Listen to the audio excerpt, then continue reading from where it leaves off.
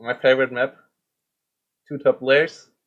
What more can you wait for? But let me grab some waters, guys, and then we will get into this game. We'll be back in 30 seconds. Yeah, with some water. Because if I go for the long run, I better drink something while I'm doing it.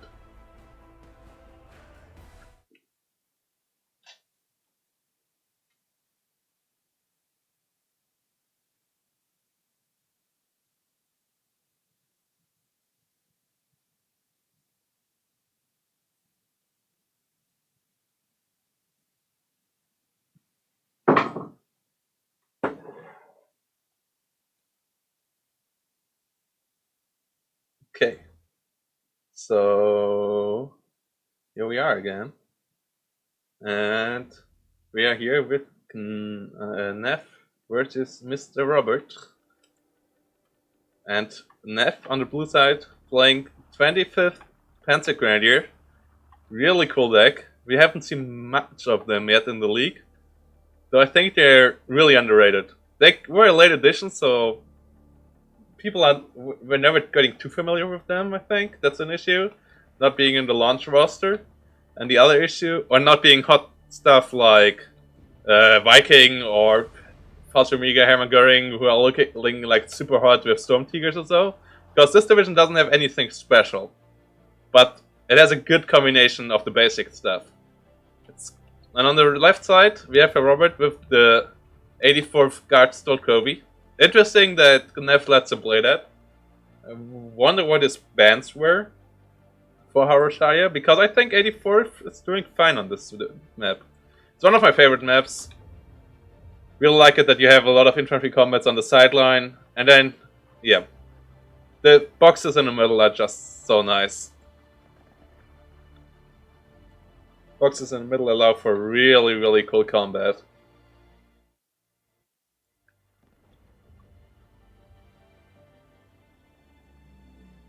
Oh, yeah. Okay, here we go. So yeah, Haroshaya, Robert versus Gnef. My hotkeys don't seem to work for my screens. Okay, have to have a look at that after stream, or I'm just misclicked there. You never know. But yeah, Safari channels. So yeah, 25th Panzer, 84th. Let's go. Let's get us some good matches.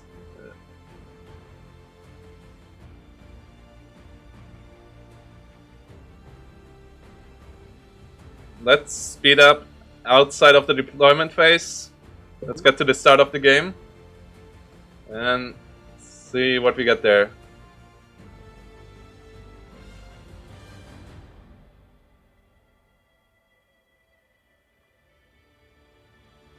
Yeah, Viking is a mid-tier division, but I mean, Viking and Hermann Göring have like really interesting stuff, so people play them a lot because they have like interesting tools and they look so fancy. 25th Panzer, if you look at them, they don't look fancy.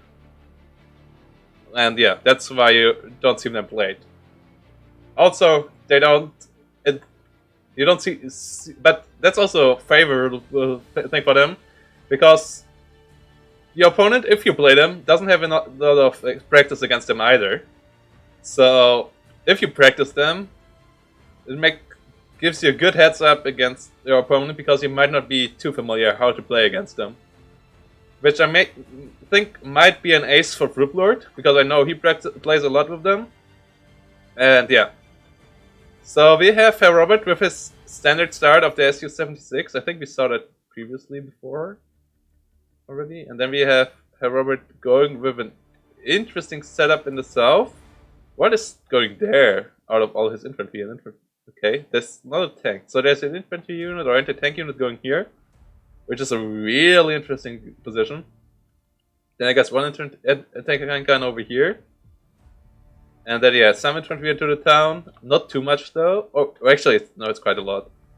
And then yeah, some OBs and stuff. So yeah, I guess it's a lot of Ognoshikis and Saparis. No Ognoshikis here actually.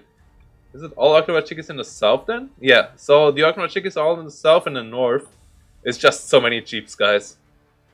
Yeah, interesting. And I know True Blood tells you guys out there not to pick Saperic PPSHs, but yeah, all the other top players beg to differ. Which is really interesting to see those differences in the meta.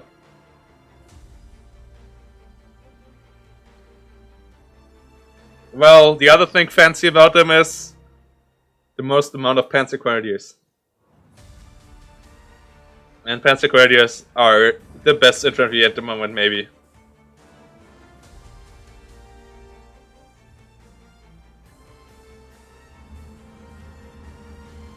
Interesting to see that this... Yeah, he didn't send a jeep here, so this flag falls.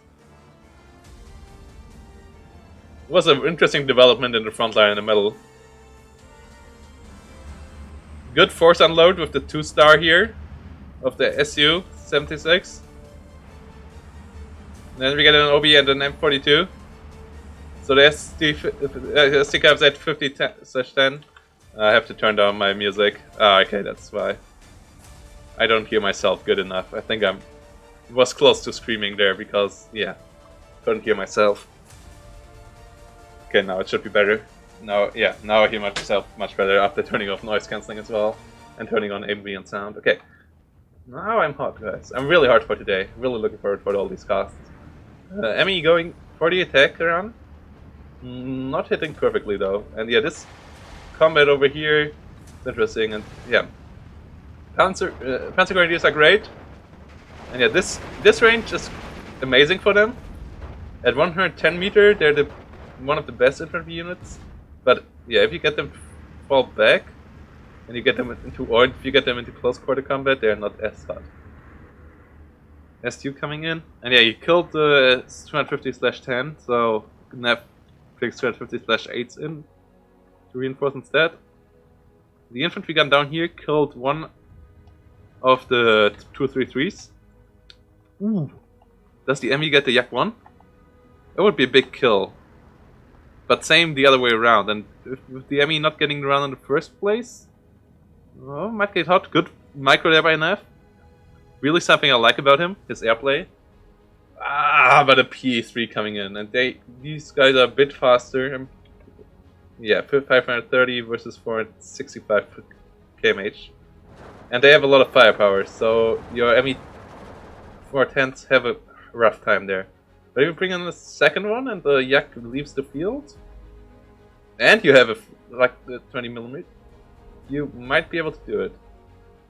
So it's, yeah, the P3 has quite a bit of damage, so if it gets behind you, those are some nasty looking air battles. Like, this is a lot of height they also get in. But let's return to the ground. So the south is a bit of a stalemate. Like, Herr getting the usual flag, losing his IT gun over here, and yeah, losing quite a bit of other units as well. But the north is looking good for him. He got the tree line, and yeah, he still shuts down the road. Lost his M42 over here, but he still has some OBs. And he also has some OBs on the tree line, so these open fields are also a death zone. Gnef now bringing in the Flammenwerfer. It's interesting he didn't hit that many in the beginning.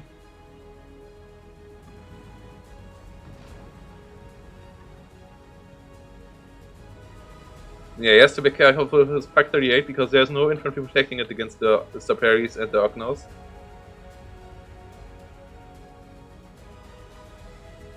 Yeah, the Su-76, like, Herr always starts with one artillery gun on one side.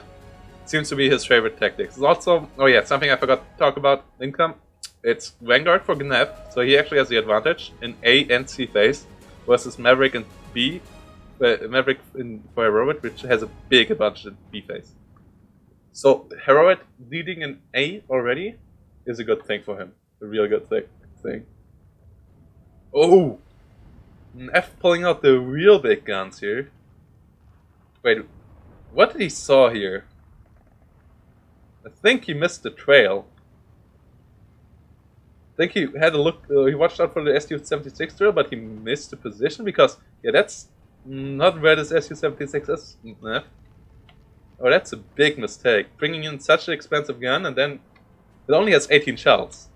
So, yeah, And I don't know if he has anything to resupply it. Oh, he actually has multi ammunition, so yeah.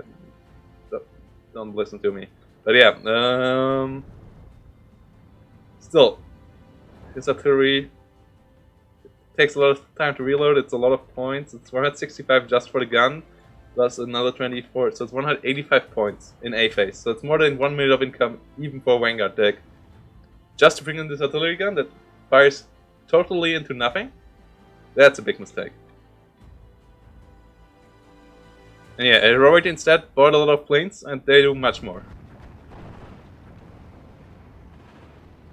Shutting down Gnef's push in the south. Not killing his 280s, 250/8s, but yeah. Still doing more than this artillery gun firing into the middle of the forest. Maybe it was a misclick there? No, but he pinged there, so yeah, he saw something there that wasn't really there. Good kill here on the infantry though. This is a bit cut off now. Yeah, the infantry fight's going still back and forth. Gets another flag somewhere. Or gets a flag back in the south, actually. Should be able to kill the Ognomachiki here in a second. Yeah, there goes. And with that, the map is back to 50-50. And yeah, both sides looking real strong. Both sides really good in the infantry engagements. Trying to get the enemy into the engagements of their liking, but yeah. Like, Panzer Grenadiers... Oh, that's actually a 100-meter engagement. The Ognos, if they would engage, they would win that. Thought it would be in the light forest a bit, so it would be like... If you're like here, you have like the 105, 110, 1 meter engagement. That's the best damage out... Like, that's such a good damage output versus damage input for Panzer Grenadiers against units like this. It's not as bad as in like Division 1944 to let enemies close to you, because you still fire with your MG42 in under 100 meter engagements. Which, by the way, might change in the future. Yeah, but yeah.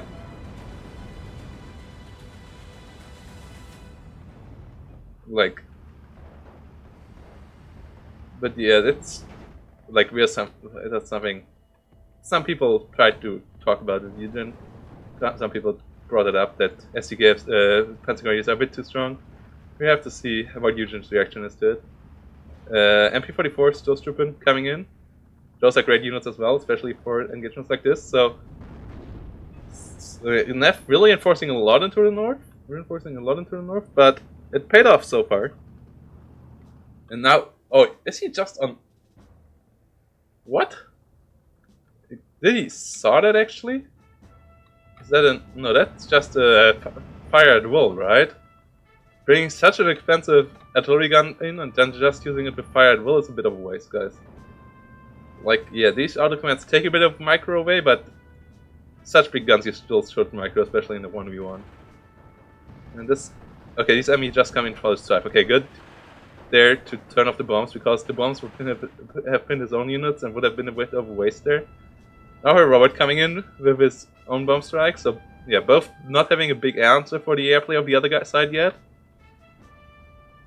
Other than bombing themselves. Fire at will after the nerf isn't really that good.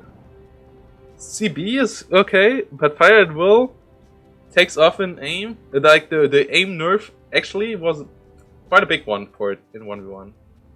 Like, yeah, on the same side as Sir Robert, not microing its 85mm at all. Might be a bit of a mistake there as well. But yeah, fire at will. Like, yeah, first of all, this shot takes forever here. Aim time is not too good. Like, yeah. Now he targets manually, I think. That's a manual target, yeah, pretty sure. So he still controls it.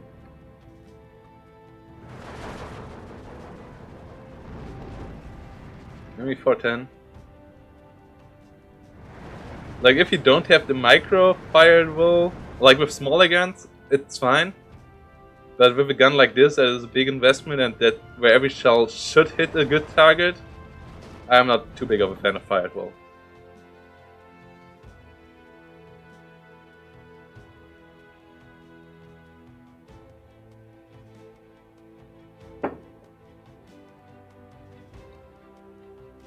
Yeah, down here we have the Gnef and the Forester defensive grenadiers against a lot of red army. So yeah, what Gnef did on the other side to Robert does now to Gnef in the south, where Gnef was winning at the first, but now Robert reinforced heavily instead of reinforcing in the north, which allows Gnef the opening in the north. Now bringing in the commander. So yeah, I think it's a good timing to bring in the commander. He has a good leader set up all over the map. Leader here, 2 leaders in the town, 1 leader in the north.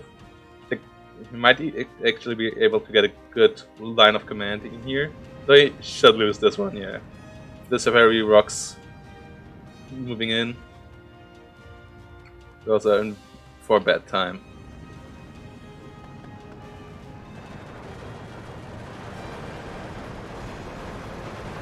Pioneers against Safari rocks, 2 win.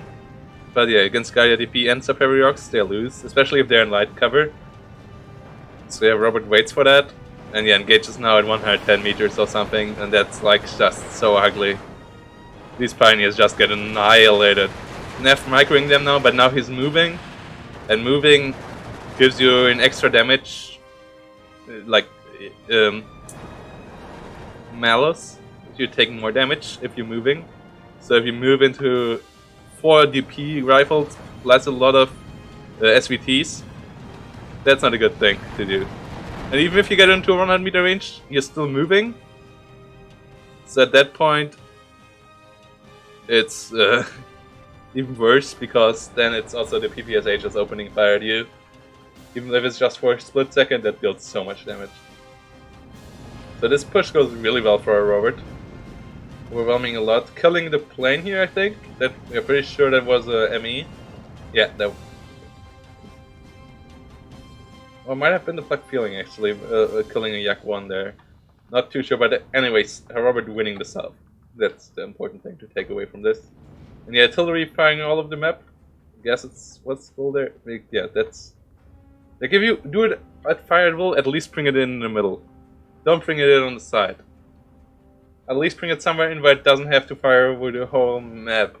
Because this round takes forever to land on anything. So if the target is moving, even if you fire early enough, it might not land there before the enemy moves his units away there. Like you actually are kind of able to micro against it if you just see projectile flying.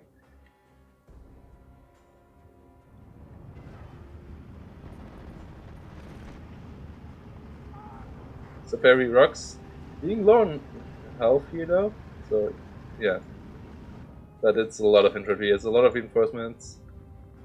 Leader here as well. But Stuk doesn't think so far, as their T-34s are not there yet to engage it, and Safari rocks will not win this engagement.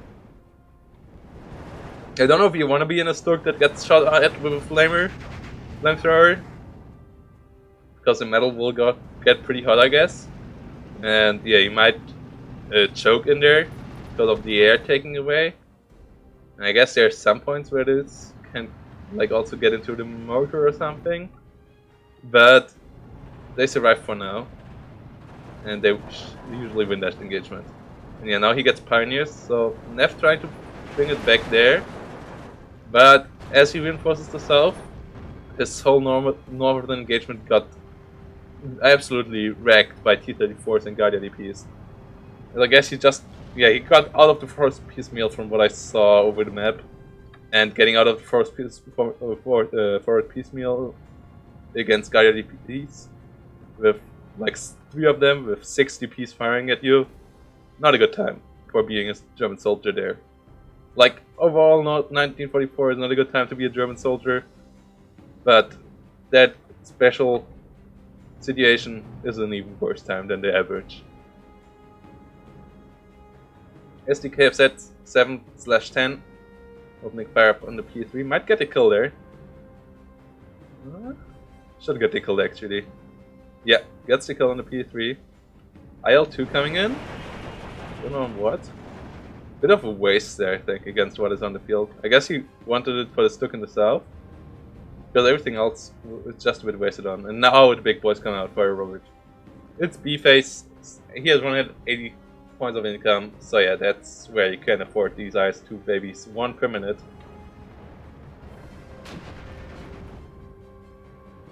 And a Pack 38 and a Stock just won't cut it there. Just both have to be real careful against an IS-2. Like with his side shot you might be able to do it, but frontally, no way.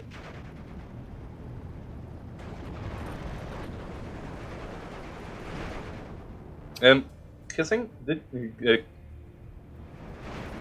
Yeah, IG coming in. That's a Grenadier. Oh no, it's Kingu. Sorry, Kingu. Did mess that up. But yeah, Robert on the 13-11 here. And we're still counting. And he brings in an off map in the middle of the town. OB firing at everything here. T-34 is coming in as well. Panzer Grenadiers. Pack 38s.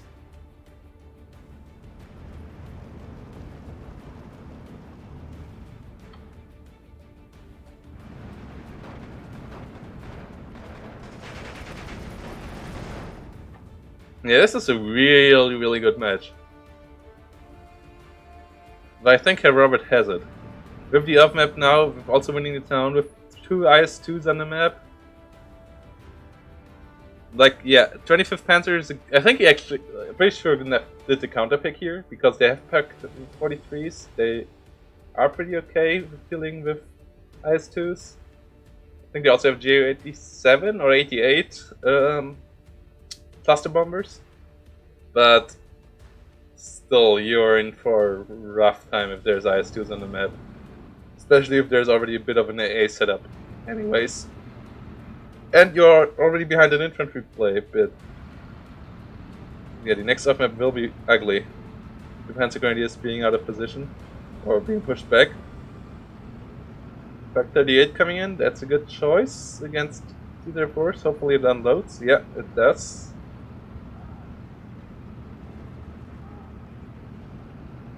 It should be able to get a kill there at the T-34, especially with it turning. Gets the shooter killed. It's incendiary. Crew kill over here by the IAGs. So yeah, Herr Robert shouldn't be too overeager here. I cannot just run them in, not minding anything at all. Oof, but this off map is good. This off map is real good. He has so many infantry units in the town now. And actually his T-34 survives, which is a bit unlucky there for Gnef. Brings in Spaywagens 234s to deal with the forest fight. Which are a good addition, I guess. Surrenders the leader. So all the units lose their stars. Or at least one of them. And the Pioneer vs Automachiki fight is an interesting one. Especially on the edge of the forest. Lately these Pioneers are too close for comfort. And these Spaywagens have to be careful as well. But yeah, now these Ognos should die. Yeah. Die by Ognos. Running into 20 minutes is deadly. If you stand there, it's okay. It's not good either, but it's okay. But running into it is good. And I guess Gnef just bought these guys to deal with SUs. I think that was his plan all along, to get here into this combat. So hopefully that works out, because the SUs have an okay fire rate. But yeah, first one gets killed. Second one gets loader wounded. Yeah, that's the counterplay here. And it works out like a charm. Not perfectly, because that gets a loader wounded, but still all 3 of them survive. All 3 of them move forward. He still has a Stuck over here. And yeah, he has a Pack 40. And gets the kill on the IS-2. So this game just got a hell much closer with these kills in itself. Killing the IS-2, killing the Spaywagens, killing the SUs with the Spaywagens, and not losing any of it. Great move. Killing the plane as well. But the town is rough. The town is real rough for Gnef. But you can see both of these players know what they're doing. And yeah, if you want to learn how to play either of these divisions, you should watch this replay. Because they both played pretty damn well. Like, yeah, the infantry of 84th is really good as well. You don't want to mess with that. But Panzer Grenadiers are still the kings, and if you push into the open into them, even if you're a Stefnicki squad, you will have a rough time. They actually might not end winning this engagement in the end. But I guess they're pinned down before they kill the 4 guys. Yeah, they should be pinned down. Especially with these Panzer Grenadiers coming in as well. But Guardia DP versus Panzer Grenadiers in the open? It's not a perfect engagement. And there's so much coming in into the town for Robert. Now also using the off-map down here to hold the push of Gnef's back. And in the north no one can really move. So I guess it's all about the town. And if Gnef can hold out here. Bringing in the Pack 38 again. Bringing in the bomber run. Oh, has to be careful. IL-2 is coming out. But the IL-2 actually goes for the hunt from the plane. That's not gonna happen. IL-2s are just so slow. 360 kilometers per hour. And this is one. Those 37mm AP shells don't fire on planes. So you only have those. Oh, actually, only those two 7.6mm. Not 100% sure, but yeah, never do that with a IL-2 37. The normal bomber IL-2 ones, the IL-2Ms, you can do it with, because they have 20mm cannons frontally, and those shred planes. So if you can get behind something, do it, but yeah, don't try it with 37s. They are slow, they're not agile, and they don't deal damage. But it doesn't really matter anyways, because Herr Robert killed off all the spray wagons of Gnef anyways. And he brings it again to a 14-10, just 1 point away from a 15-9, though Gnef has the better income now again. So yeah, at minute 30 they will have the same income over the whole game. And yeah, after minute 30, every minute it's 30 points extra for Mr. Gnef in the overall game.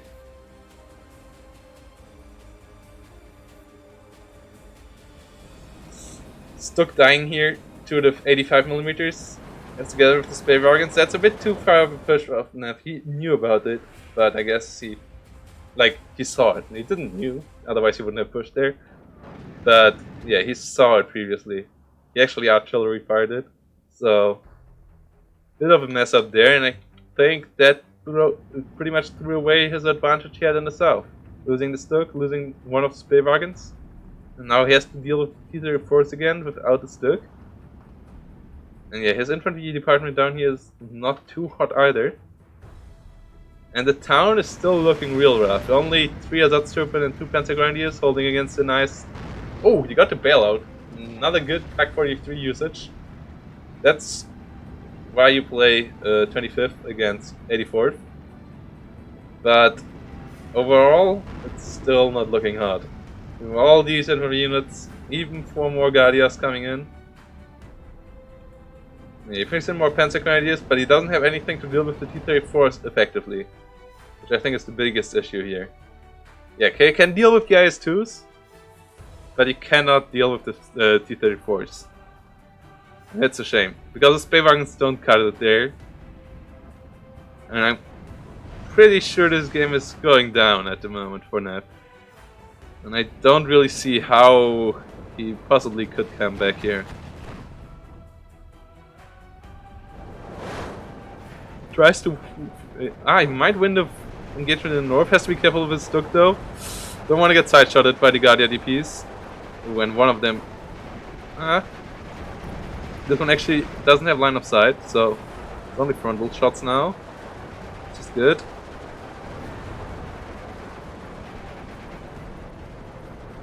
Gets 1 flag over here, might get another flag over here. So if he overruns the north again, game becomes playable, but it's still at a big disadvantage. Another nice off-map usage out of Herr Robert. Those 312mm off maps are just amazing. And yeah. South, he lost one T-34 actually. But yeah, even if Gnef gets this flag back, still 3 flags falling in the middle. And he lost a lot against the Ultimate Chicky here. Lost the whole Panzer squad and this, yeah. Lost the whole Panzer squad against the Ultimate Chicky. And Herr is starting to reinforce the north. And I just don't see how Gnef will be able to hold the middle with only 110 points of reinforcement each minute. Kinda seems like one of those meat grinders where you just throw in units just to die each minute. But I mean, he has to throw in units here and he doesn't have the time to wait, so you can't really blame him for it. There's no really a play around for it, it's just Herr doing the pressure so well, doing the steamroll so effectively.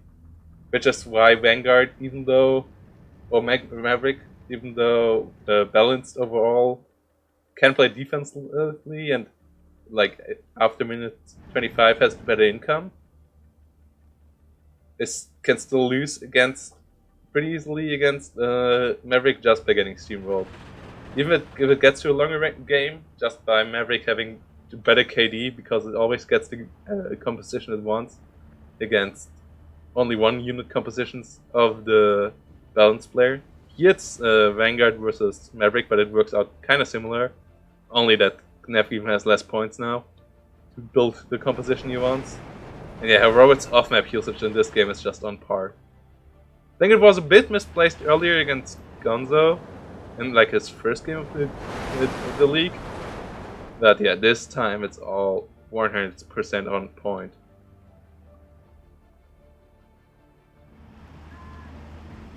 Killing some Automat Chicky down here. This is just so damn hot.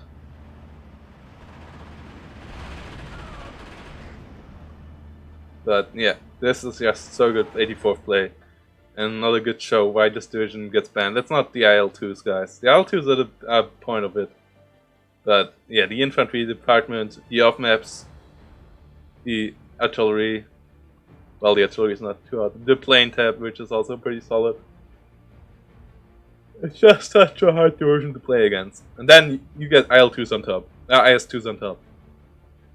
To all that. Which the enemy has to respect and counter. And yeah, Gnef full on focus on the... not full on focus, but got the pick against the IS-2s. But couldn't deal with the T-34s actually. The T-34s were much worse here. And yeah, there goes the surrender. So game 1 goes to Robert. And we will be back. And yeah, really close KD.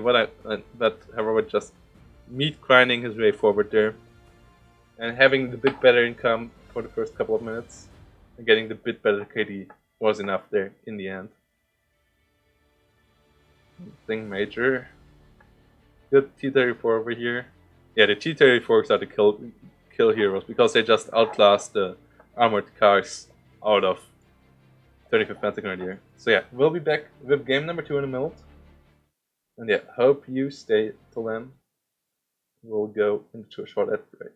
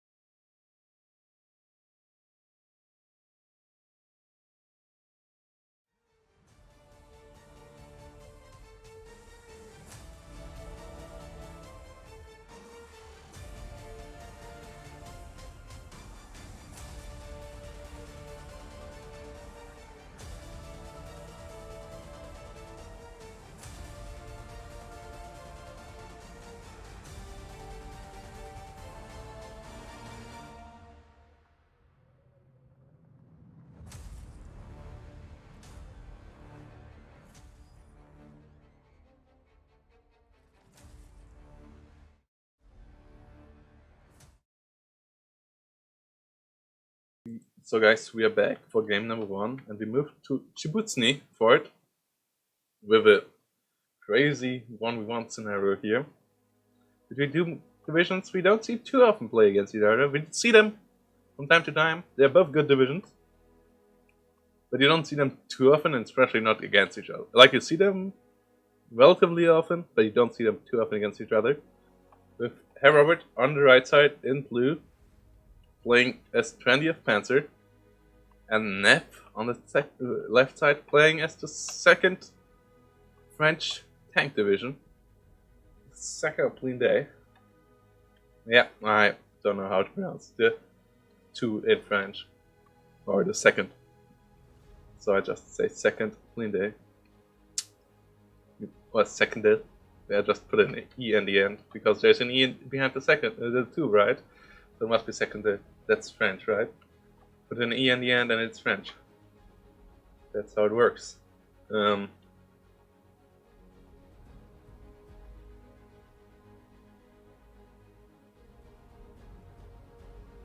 yeah, Gnef versus Mr. Robert. Will be a really interesting game.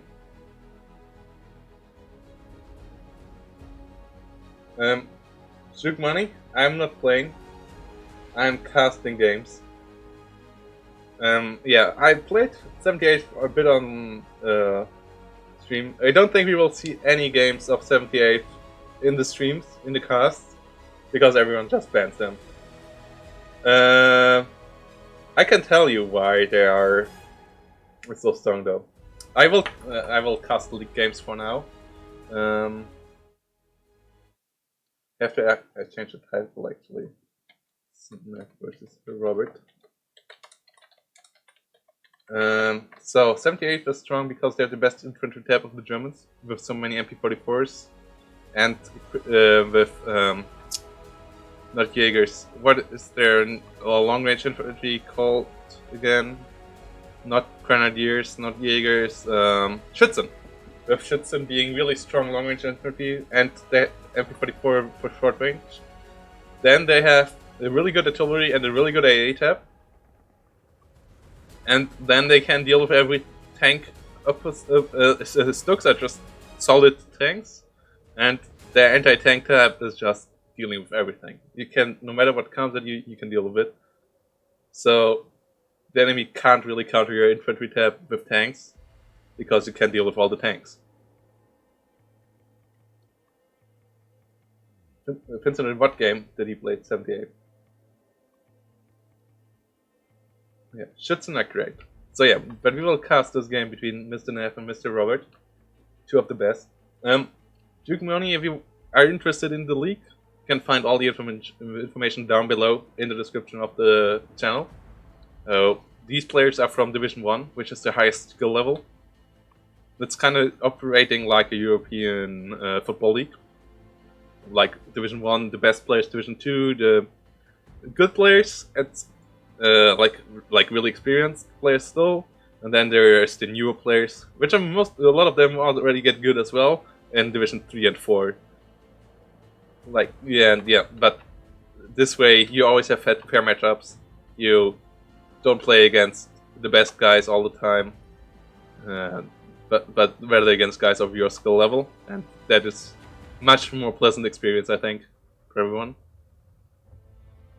Like, nobody likes to stomp over the other guy all the time, and nobody likes to be stomped.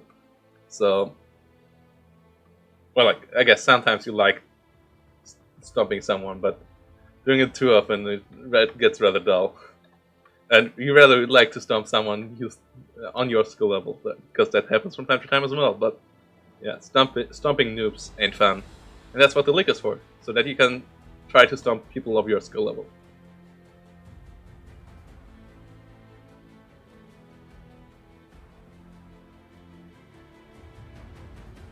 So, Herr Robert getting ready on the right side.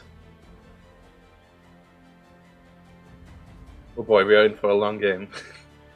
53 minutes.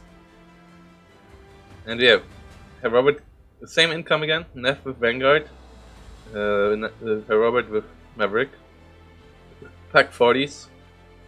And yeah, all the pack stuff, because That's what you need against the French usually. Though there's much less armored units on the map than expected for Vanguard second plane, because these M8s, let's have a look at the stats. They have 90 kilometers on the road. They are as fast as any normal transport, so they're at the road much faster than any, like a Marder. They're like double the speed, more than double the speed of a Marder. So they're like more than double the time. Like the Marder needs more than double the time to get to the middle of the map. So the M8 could be like over here and meet the Marder there, if there would be nothing in between. So they are really, really good rush units, and they even get a 50 cal and a normal MG to help out with infantry fights. The HE damage of the HE shell ain't too great, but the 50 cal and the normal Browning help really out with dealing with infantry. And especially against German decks, where you don't have to fear anti-tank rifle too much, you can be really aggressive with them. But it's interesting to see Gnef more going for a lot of half-tracks with voltigeurs instead. And then like some of his own anti-tank guns and one Sherman. And Herr going for the Geo meme. Yeah, I'm loving it. I'm loving it already. Because yeah, these are just 3 complaints, you think, right? But let me get close to these boys. It's really hard to zoom in onto planes, I guess. Oh wow. It just disappeared in the wrong moment. You see these little X under their wings? Well, those are C-50A napalm bombs. And they hurt when you get them on your head. Or under your feet. Because that napalm kills infantry squads real well. And these things only cost 20 points. So that's like an infantry squad that deletes an infantry squad, but also flies. And also spots all the enemy movement. And the only way the enemy can counter it is if their planes and investment into planes on their own, or anti-tank air guns, which you don't want to invest to in the early game. So yeah, the Beobacht Geo 145B is a real good one. Always get them when you play 20th. Not getting them, I think, is a waste, because your enemy always has to anticipate them, and if sometimes you just don't get them then. And the enemy invests into plane, and then you're just ahead on the ground. But yeah, they even okay later on in the game. Good unloading there by Gnef, dodging it, or maybe it was just unlucky. The prediction of the Geo got there, then Gnef on. But no matter what, this unload of Gnef saved him his 50 cal. So yeah, the Geos didn't hit too well there. This one's still going. Might actually get the cannon. Oh no, it gets killed before. The P-38 should get the kill. So yeah, the 2 Geos going down is fine. It's also getting the 3rd one. Then it's a bit of a misplay there by Herr. No, it gets out. Okay, losing 2 Geos, it's 40 points. They kind of did their job.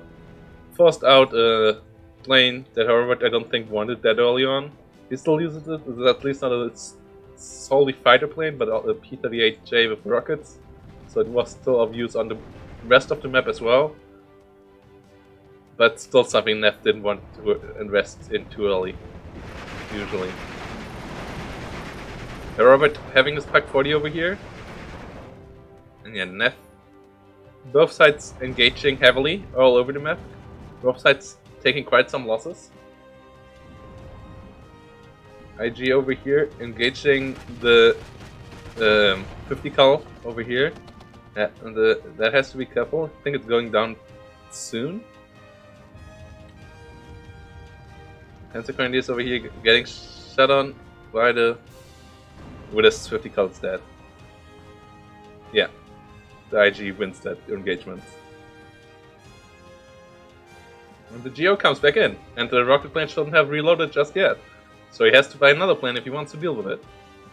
Or let it bomb and then hope that its P-38 gets reloaded by the time this one is flying back, and then maybe get it on the way back. But yeah, that's the other big thing. The reload time on these napalm bombs is really good. Oh, actually, yeah, I think he bought another one. So that's 2 planes you force your enemy in. That's 2 planes of 90 points, 138 5 points. So that's 270 points into airplay against 80 points into airplay. And both did around the same on the ground. Bit of unlucky that he lost all his geos there. Well played by Gnef. Now he's rid of them. I can play his airplay the way he wants to. Doesn't have to react anymore. But yeah, still. Martyr in an interesting spot with Jack's damage. It's a 2-star Martyr though. It's still deadly, even though it's a wounded Tiger now. Or a wounded Martyr, I guess. Still a beast is a beast. Even though Martyr is a bit smaller than a Tiger. But yeah, Gnef now using that he has the air control. Coming in with the DB. Which is a good plane. Much better in Steel Division 2 than in Steel Division Normandy 44 actually, I think. Wasn't too much of a fan back then, but in Steel Division 2 they're just really good bombers. Getting everything pinned out actually. Oh my god. That was the perfect bomb run. Robert actually smoked off over here, wanted to get to the flag, and now everything moves back, everything moves into the HTM half tracks. They ran into their death as well, but still, what a bomb run.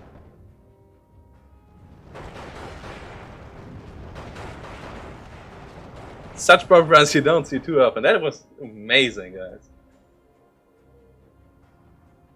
Perfectly placed. Hits everything. But he loses his... Gnef loses a lot on the map, guys. He lost one Sherman down here. He lost his heavy MGs down here. He lost... No, that's the Sherman that went over here. But yeah, lost quite a lot of infantry. Loses all the half-tracks up here. He has the air control.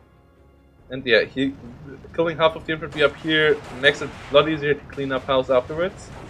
But still, that was a bit too heavy on the losses. Gets a Piper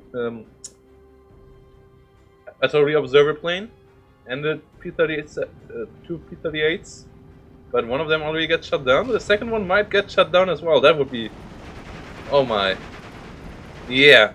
P-38s are one of the most vulnerable, most fragile planes out there. And yeah, getting them shut down hurts a lot. Because he paid 135 points into each of them. And their rockets do good damage, but yeah. So after all the Geo plane worked out in the end. Because, yeah, 2 rocket strikes for 270 points and 80 points killed, not worth it.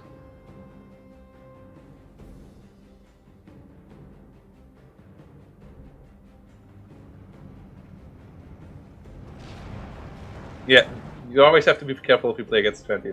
You will be from now on, I guess, White Tiger.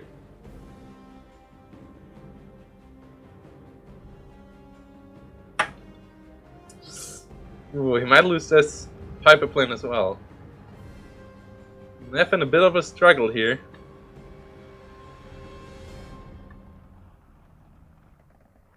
Yeah, by now, Herr Robert is also so settled that an M8 rush shouldn't work out anywhere.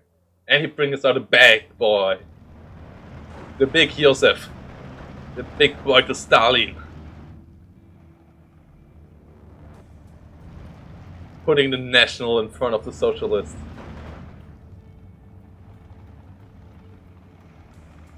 Robert bringing out the boy to Stalin there.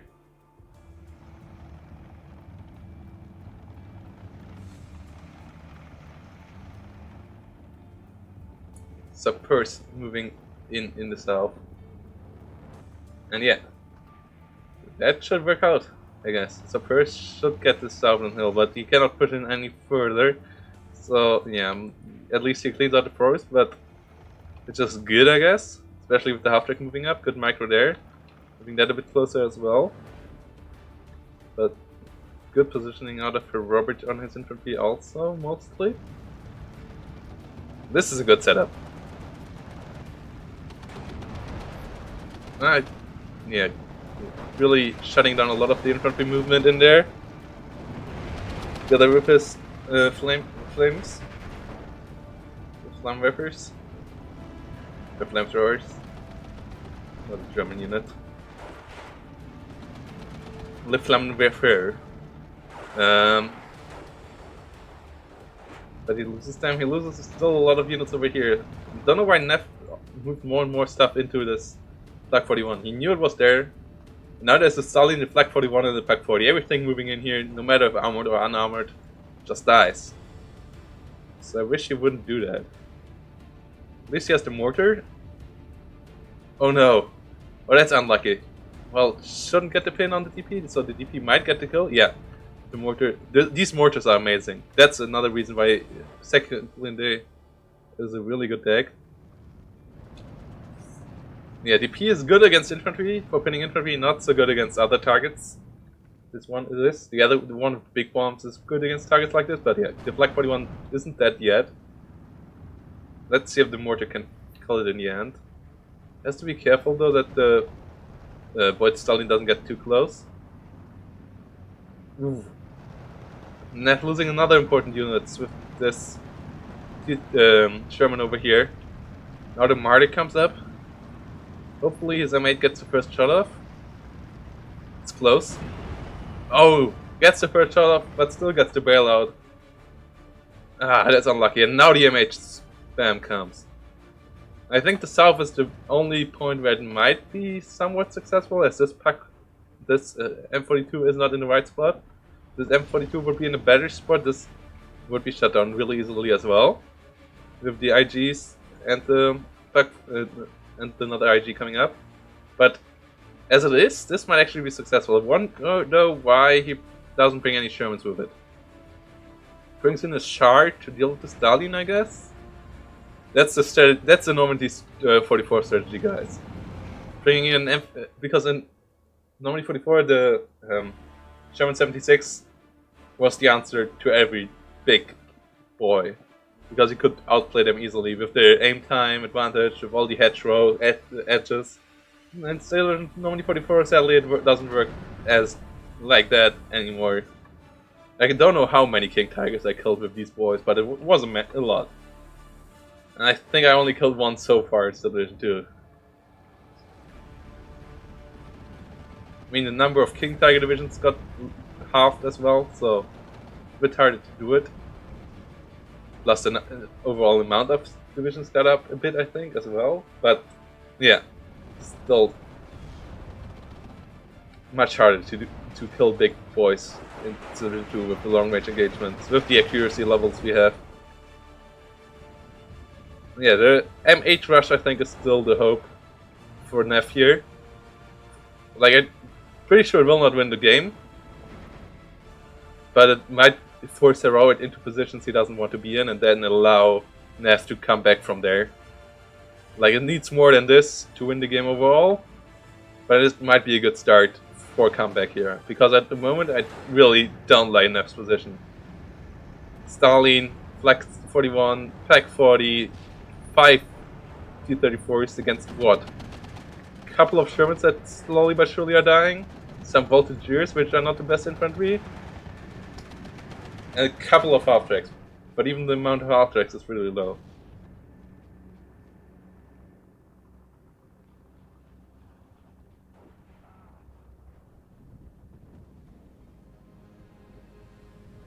And yeah.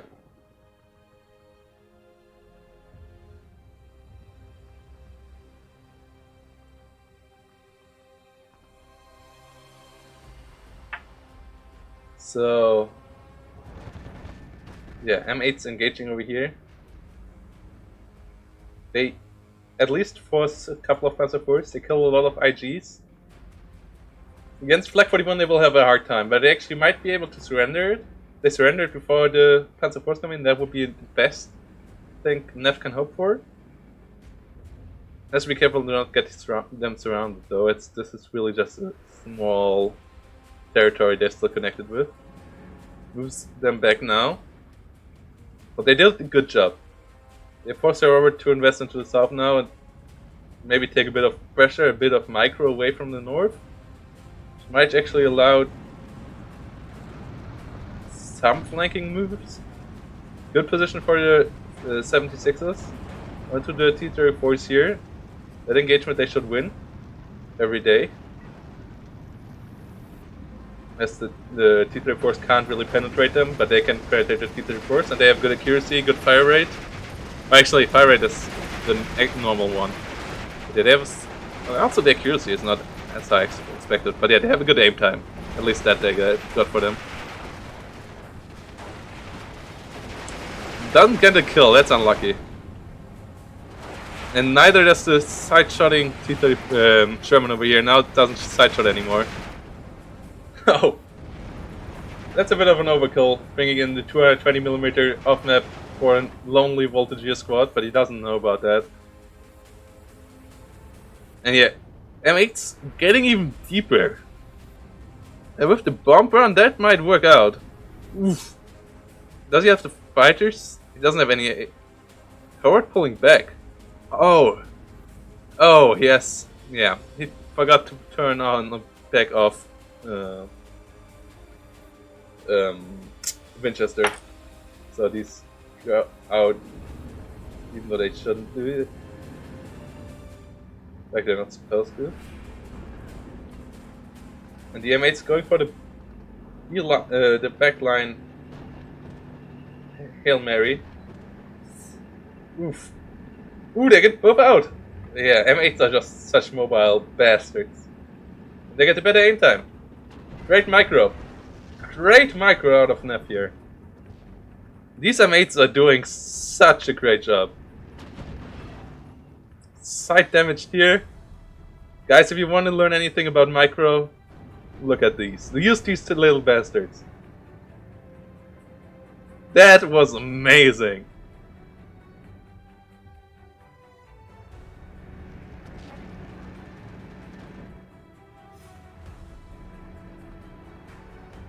Yeah, Gnef moving on with the mobile guys. That was so amazing. And yeah, Gnef really trying to get the edges again. It's like, it's so interesting because some stuff out of Gnef seems just so sloppy, and the next second he pulls a move like this. And yeah, Gnef is now at a 59, having overwhelmed Herr Robert completely in the south with 3 guys. Or not, I guess not 3 guys. 3 times 4 guys, I think. I think you have 4-man crews in the east, right? Driver, gunner, loader, loader, commander, and then the guy in the cupola. Oh no, it's just 3 guys? Might just be 3 guys, but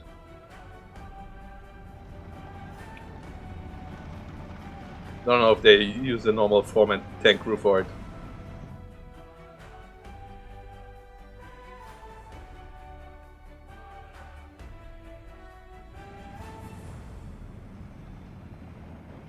Suppers coming in. So yeah, Gnef controlling the whole south now, and yeah, this Panzer Force still has to be careful against these.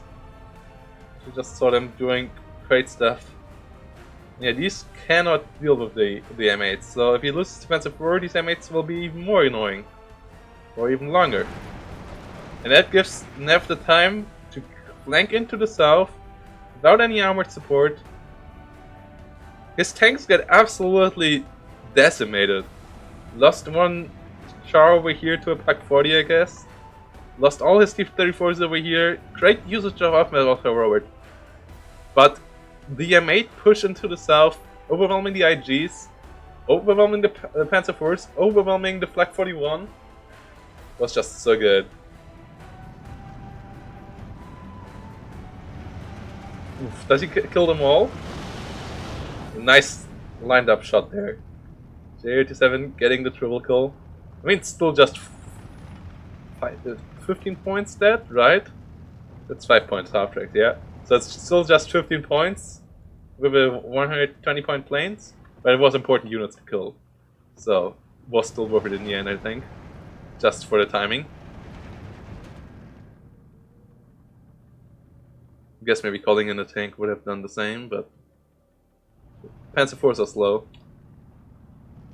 This M8 still is a danger. Still not 100% pinned down.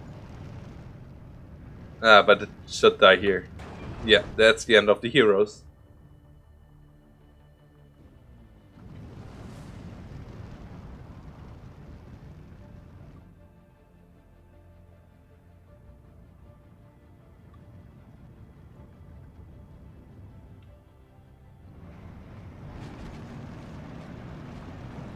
So Gnef holding the north somewhat now. It's still not looking super fine for him.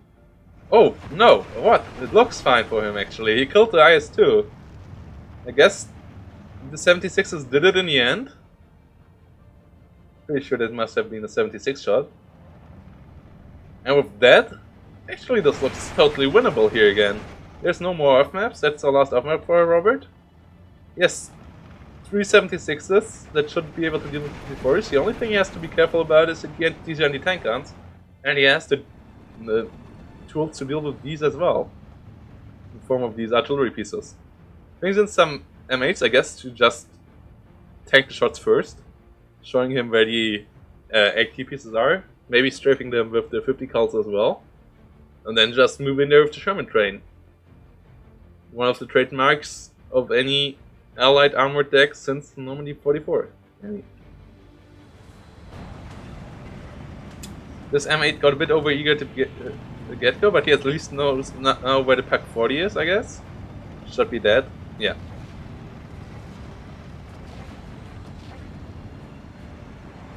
Yeah, good setup for a good broad offensive here now.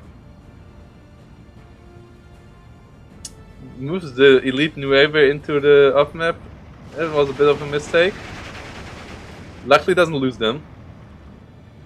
Bit lucky there. However, choosing an off map again, that's a bit of a misposition. As good as his off maps have been in the last game, in game 2 here they are a bit lacking. If they would have been as good as in game 1, this game would have already been over, I guess. So I think there was a bit more. There were a bit more targets in game 1 as well. DB coming through again, going for the Pack 40, and if the Pack 40 pinned, you can just go for it. Oh no! Due to the stress, the bombs land all over the place, and not even. And he goes for it now. Oh no! He thought he had it pinned down. He didn't. He still might win out in the end, but then it's so much more bloody than he hoped for. Yeah, losing one char over here. Now having the Pack 40 engaging again. Man, this game is a treat.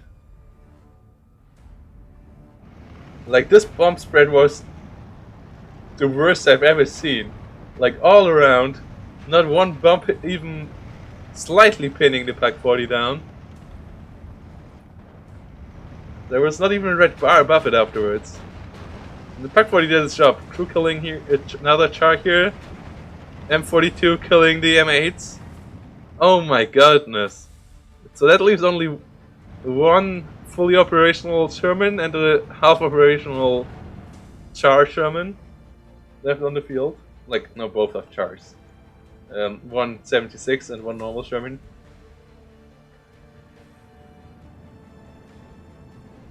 One average Joe. And the south. Oh my god, Robert overruns the whole south again now. As Gnef never had the time to set up a defensive perimeter. So he has the better income now from now on again. So that is something to consider. And 20th Panzer isn't known for its late game. Neither is 2nd Blindé, but I guess with the IS-2 down, these M76s, the Sherman 76s, are the best tanks on the field. Best tank anyone can bring in. So Herr Robert has to be careful on all these tanks engagements. Though his Panzer 40s have the weapons advantage, but yeah, the aim time bonus of the 76 is just so big. Going for the pin here. Now trying to surrender all these guys with its Panzer Grenadiers. Getting one flag back, so it's a 13-11 now for Herr Robert.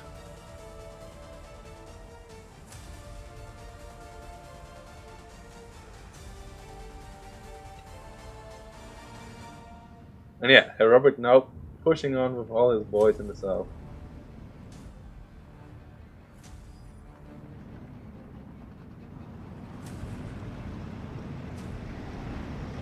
Half track over here. Trying to pin down the Panzer Grenadiers.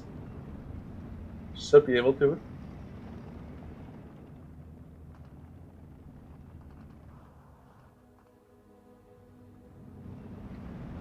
What is Slugfest?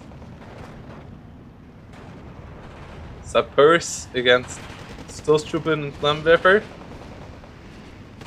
So you get everything here. TNT grenades, Molotov, flames, and everything gets thrown, and everyone dies. They can be no? Oh, I thought they threw that TNT grenade. But yeah, everyone dies still in the end because voltigers should be able to deal with Stoßtruppen. With the M1 Garand, Carabine, and Thompson. Both sides not having near close AA to deal with anything the other guy brings in with bomb load. So yeah, this is really interesting. And oh my god, what is Slugfest in the south again? So this time it's Gnef winning the south, north. Like in game 1, back and forth from both sides all the time. And when the other guy wins the other, one side, you have to counter strike on the other. And they do that perfectly. Not giving the other guy too many points. Realizing that if you reinforce that side, you have to be weak on the other. That's something you have to learn, and you like if you're newer to this game, learning not to focus on the point where the fight is, but rather try to get the focus on the fight where the fight isn't, and try to capture points there where it's easy, instead of trying to capture flags back where it's hard. Because overwhelming these forces is much easier than overwhelming these forces. 5 Panzer IVs and a lot of Panzer Grenadiers are much harder to crack than 1 M42 and a couple of Ersatztruppen.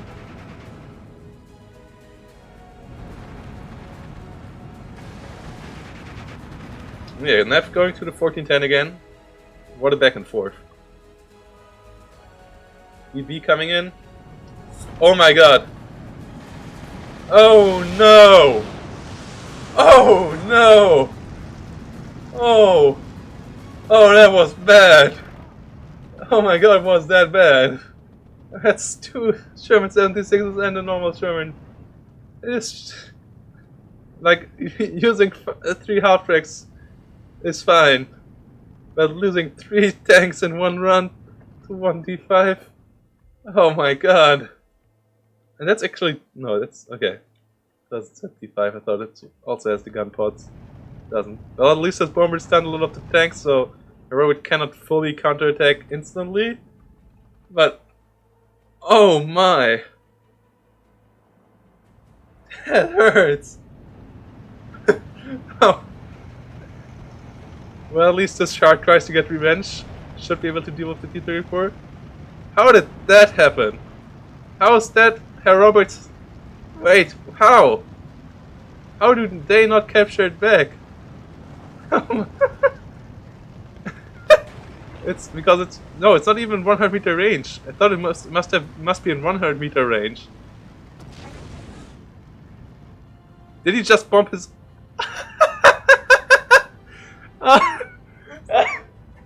Woo! Herr Robert with the place.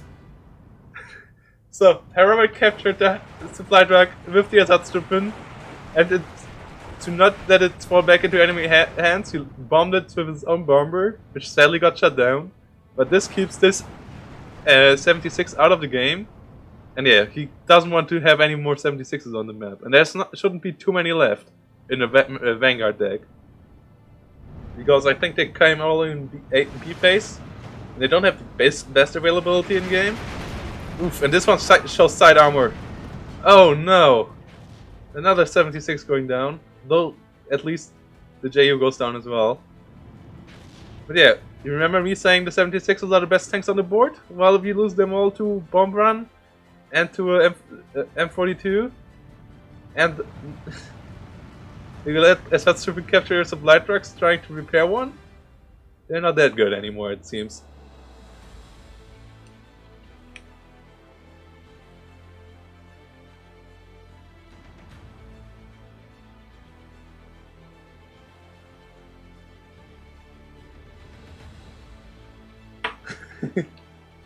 Oh my god, that was awesome.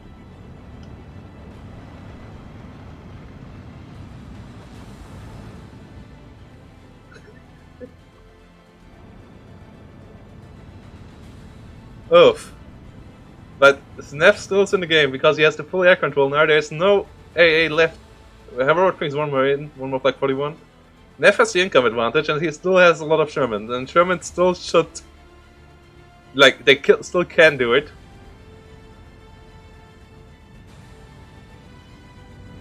At the end, yeah. These units behind the line is still dangerous for him. Removes any transports, for example, next to here. That would be painful as well. Trying to get some flags back. Things that are not more Shermans in the south. Yeah, these Panzer forces in the middle are a bit. Why doesn't he move them forward? Like, for example, just move them here and kill the Shah off for good. Don't let it sit there. Gnef going for the kill on the M42.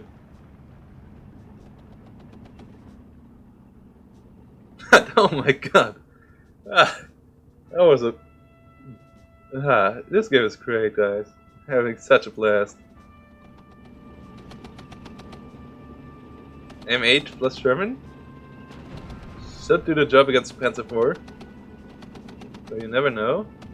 Yeah, this Panzer IV has to be careful. Especially if it moves sidewards. That's a weird way of moving. And it shows its rear. Oof. Okay, it turns around at least now. But the M42 goes down, and yeah, now...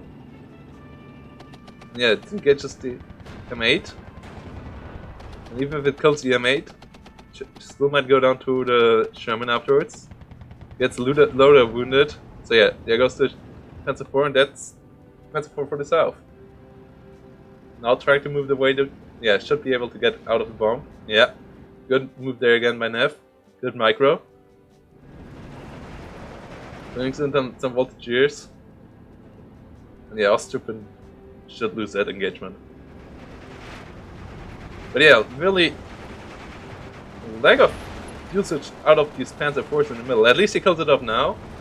So Robert still does it, but yeah, I think he's a bit too inactive at the moment. Allowing Gnef to come back after these big losses. At the moment I favor Gnef's infantry. Oof. M8 versus Martyr? That should go for the Martyr, right? Well, both get one shot off? No. Only the Martyr gets one shot off and it wins the engagement. So yeah. There's that. That's another armored unit dead for Gnef. And by now he also should run out of M8s. So yeah. You can't just throw away these units anymore. Like, you have a lot of them, but it's not an infinite amount, especially not in the Vanguard deck. Like, maybe he has a C-phase cards of Shermans, so that will allow him to have some longevity in here. We all know how Robert has some awkwardly weird deep decks for what he plays. Like, even his Vanguard decks always have like 2 infantry C-phase cards and a Tiger card in C. Even if it's just the only Tiger card he gets. But yeah. And with 80 points he can stretch these cards for a long time. Like, I'm pretty sure this Panzerfaust card is in C-phase, so he gets like, what, 15 of them? And that's Panzergrenadiers plus half deck, so they can do a lot. Char wins the engagement over here against the Panzer IV. That's Gnef at the moment, still taking a Robert down. Brings in another supply truck to reload over here. But yeah, his north looks a bit weak again now. No anti-tank options whatsoever. Brings in more voltageers. So he might be out of... no, he has more Shermans. Okay. As I'm saying that, he brings in 2 more Shermans. Trying to get back in here. Because if he captures these 2 flags, he's actually up to a 15-9. That would finish the game in a reasonable amount of time.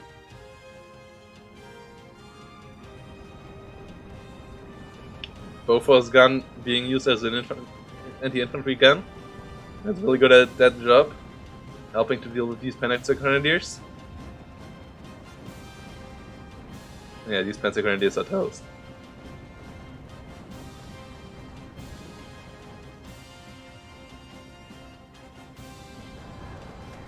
Well, Sherman's with Panzer IV is not a 50-50. It's pretty in favor of the Sherman. First of all, the penetration power of Panzer IV goes pretty much heavily down over long range, and Sherman always gets the first shot. Like, it's always one shot ahead. And with getting the first shot, it also pins down the enemy, so the accuracy goes down for the first shot of the Panzer IV. So it's always ahead in accuracy a lot. So, yeah. The M4, even if it doesn't get the kill with the first shot, the engagement with the Panzer IV is never 50-50. If there's multiple of them, it is, but in a 1v1 round, in a 1v1 engagement, it isn't. In a 1v1 engagement, it's always in favor of the Sherman. If it's like 4 versus 4, it should go 50-50, like roundabout.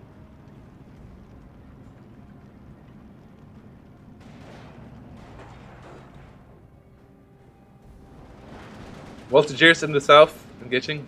I mean, I use Bofors a lot of times. If you were at this point of the stage, use your Bofors as infantry as anti-infantry. Like, you always deploy them like this.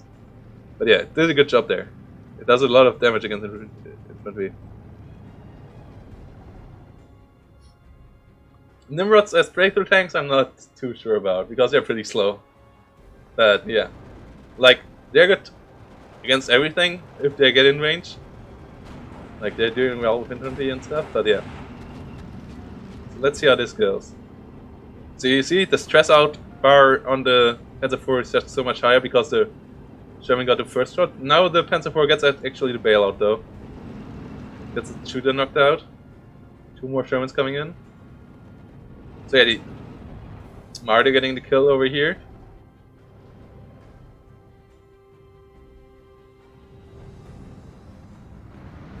Infantry units over here get cut off from Gnef. More Shermans running in.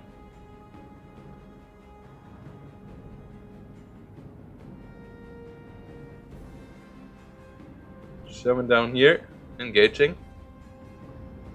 Getting the looter wounded.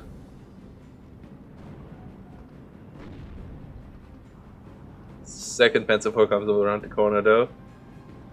And yeah, it doesn't get the kill here. Yeah, okay, that should be the end of this Sherman.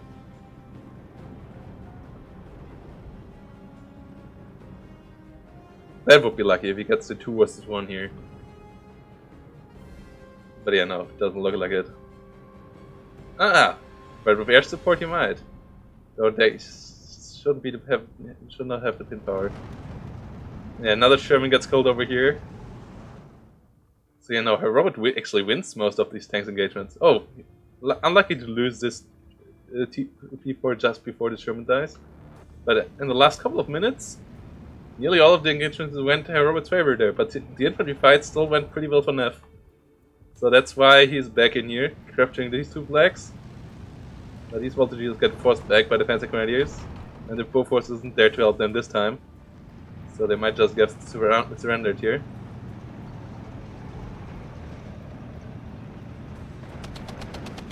Panzer Grenadiers forcing them back. Sherman opening fire on the Panzer Grenadiers, but yeah. Gnef only bringing in Shermans kinda tells me he's out of infantry. Which might be a big issue here. So every Panzer Grenadier he can pin down and kill before it's getting an issue is a biggie. Now he has to try to use his P-38s to deal with the planes of Herr Robert, but he can't really because this Flak 41, as we saw earlier, just eats them for breakfast. Bringing in the Bofors GMC instead. Oof. Okay, lucky shot there to Sherman. Because Sherman versus Marder is the other way around.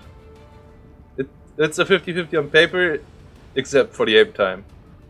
And with the aim time, the Marder should win the most engagements. Due to better accuracy plus 1 dice roll ahead all the time. Like, it's always throwing the dice first for damage, plus having a dice with more 6s on it than your enemy. Instead of rolling a normal dice, it starts at 2 and goes up to 7.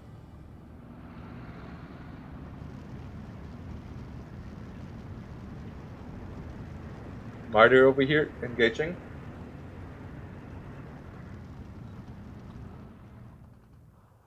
Yeah, that's why you play the Vanguard, because they have so few infantry cards that you usually don't want to end up in a 40-minute game. It's still 12-12 though.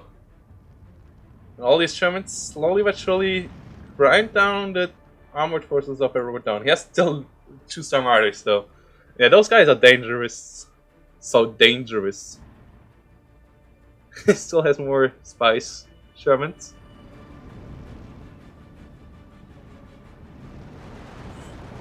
But these Voltigeurs have to be careful. And you don't want to lose these 2 Voltigier squads either, because they're still rather healthy. We're trying to go for the surrender here. Might be able to end up with it in the end, and that's leaving Gnef with 4 infantry squads. At least heavy MGs aren't infantry cards anymore in Division 2, so that gives you like some bit more infantry options. But still, yeah, he's really low on infantry. Bringing in a lot of Sherman's Hail Mary style. If these would be Panzer Grenadiers with Panzerfaust, he would be dead. But he saw them earlier, so he knows they are not. But he also knows there are some of them around here, so still a bit of a risky play. But he has to take it because yeah, he's pretty much out of stuff. And at some point, your Shermans have to win the game. Kills the Martyr here. Only gets side damaged, so that's a lucky one. But I mean, not really. He has double the dice, so. But still lucky that he doesn't lose a Sherman there to his 2-star Martyr.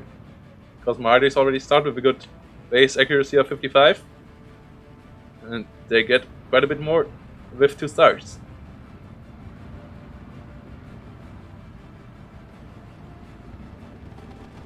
Sherman's getting rid of another Panzer Grenadier.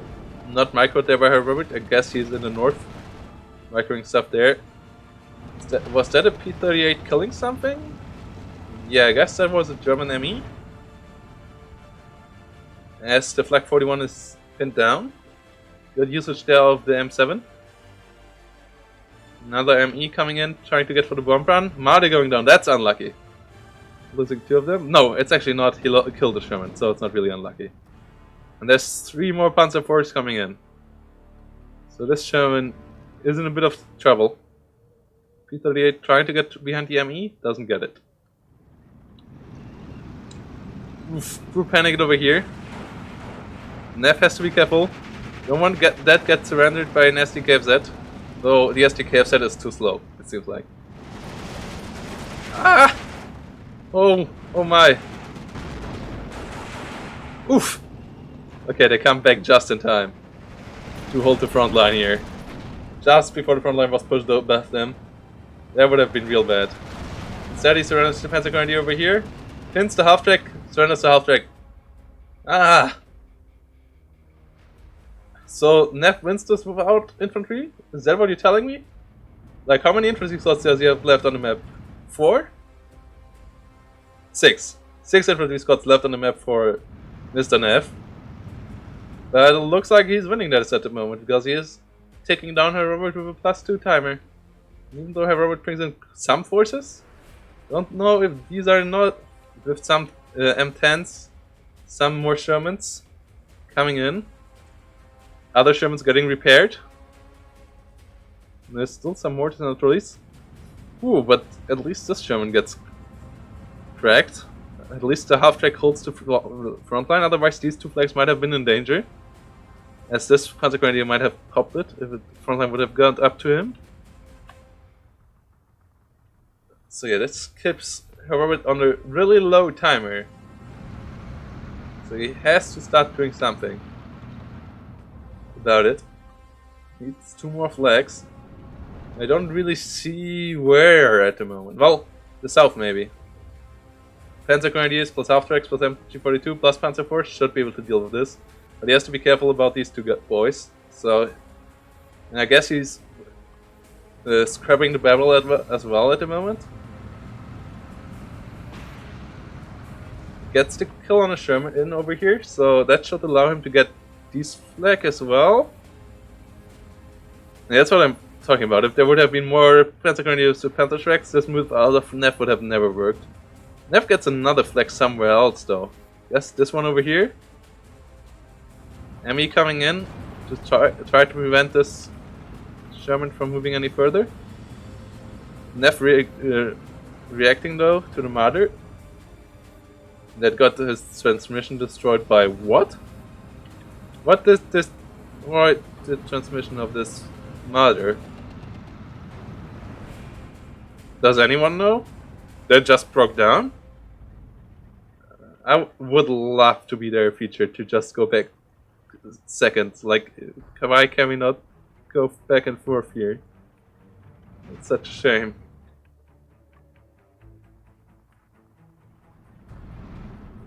That's the moments where I missed the StarCraft 2 replay features. So that's Blizzard, an old-time Blizzard developing there against a small French studio here. So yeah.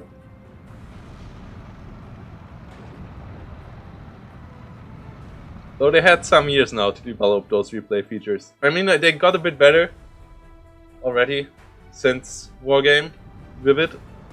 So yeah, it's not all bad. At least you can hide the timer now and stuff. Hide even the HUD. That's real nice. Yeah, hide the bar.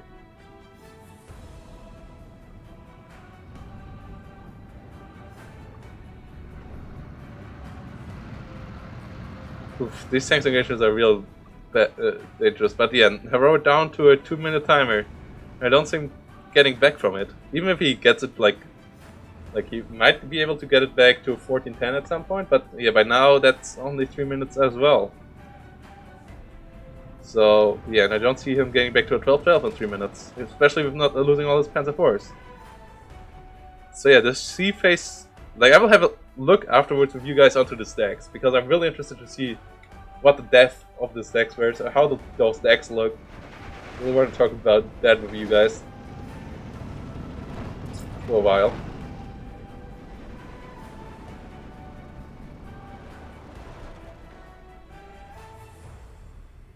Well, against, you don't have to really trade 2 to 1. You have to not even trade 1 to 1.5 against the Vanguard. I mean, it's not balanced he plays against, so.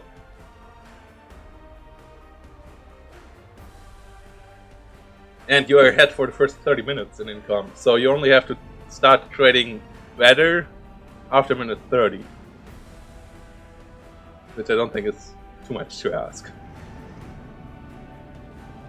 Like between minutes 15 and 30, you have the income advantage, actually.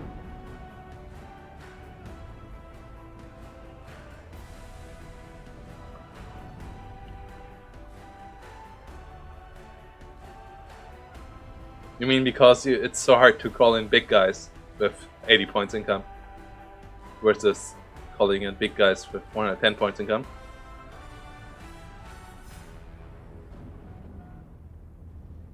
One line.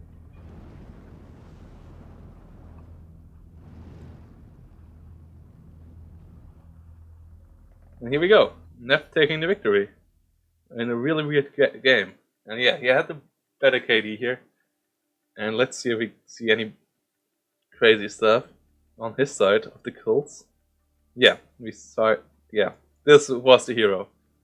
Goldfiend was the hero. Killing an IG, an M42, the Panzer IV, and a Flak 41. This was the hero of this game. And Etienne, his brother in arms there, did well as well, with killing 2 IG-18s. So, something on paper that shouldn't happen. But if you get enough M8s and you get them into the right spots, they can do a hell of a job.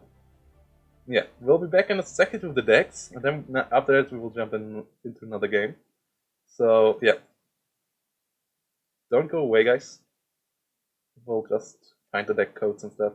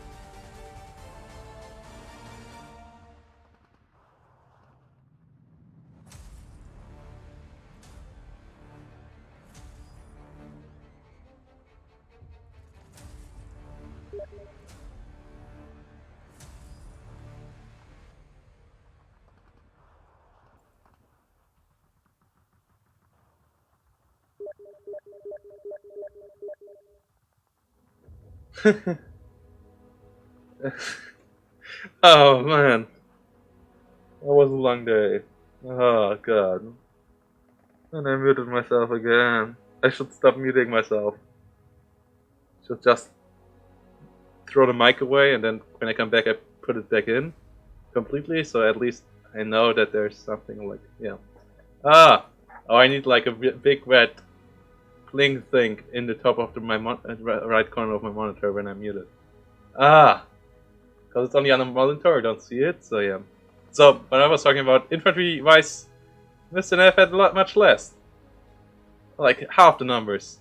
So it was a wonder that he didn't die more in that department, because his infantry wasn't the best either. This is all panzer grenadiers. Like, voltigeurs are just better Ersatztruppen. Like, slightly better Ersatztruppen. Like, not slightly, but yeah, better Ersatztruppen, because they don't excel in anything, because they don't have any long-range capabilities, they don't have any CQC capabilities. Yeah. And then, yeah, he had some heavy MGs, but yeah, overall, just weird decks.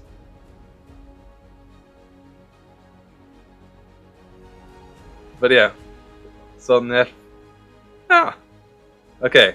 Well, at least it was not in the cast this time, it was just in looking at the decks, and you had your chance to look at the decks yourself. Right over on the screen. So yeah, you saw Gnef's deck. Really aggressive. Had the C-Phase cards I was talking about. And same here for Royd again. Even though he plays Maverick, he still loves his 18 cards of Panzer Force in C-Phase.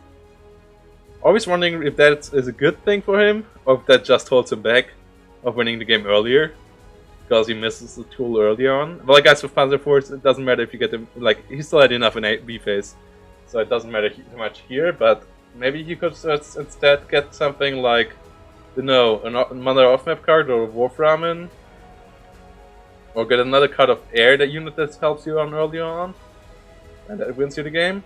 But yeah, always interesting to see his decks with and the choices he brings in C-Phase. Like even in a Maverick deck, like yeah, I get the Panzer Grenadiers in C-Phase, and yeah, this deck I get, but like some of his decks are just interesting. But yeah, anyways, that's that. And let's jump in. I think I downloaded it previously. No, I didn't put it in though, just yet.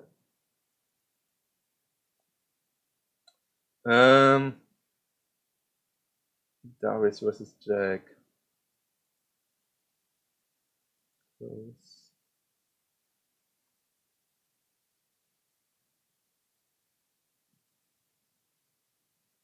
Okay. Replace. Oh no, I still have to put them in there.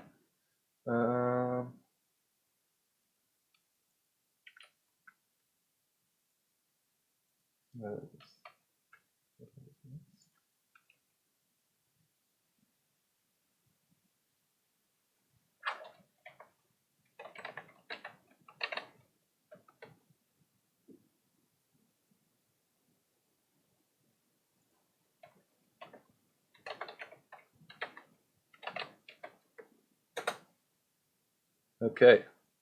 And now they should come up here.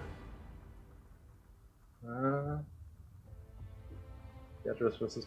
Okay, I named them game 1 both the times. Well, let's go for game 1, game 1. Iadris versus Jack. Because I'm really interested to see how good Jack is, and I'm really interested to see the level. Because I expected more of Iadris, to be fair.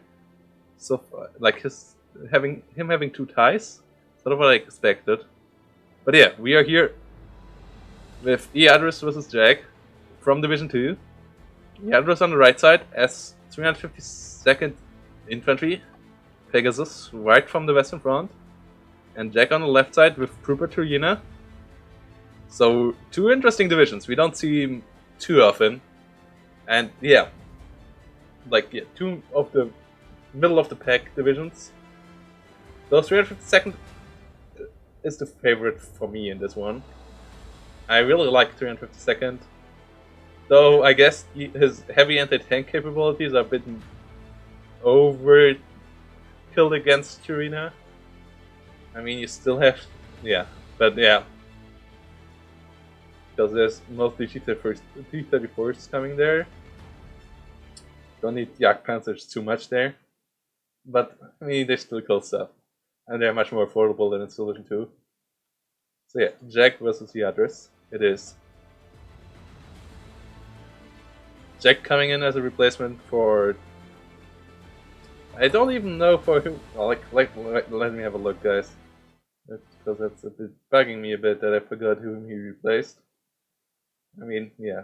Just threw away the name, so I guess... Oh, Metallic. Right. He replaced Metallic in Group 2. So yeah, we changed one American for another. I think same goes for Ericsson replacing OG, because OG was an American player as well.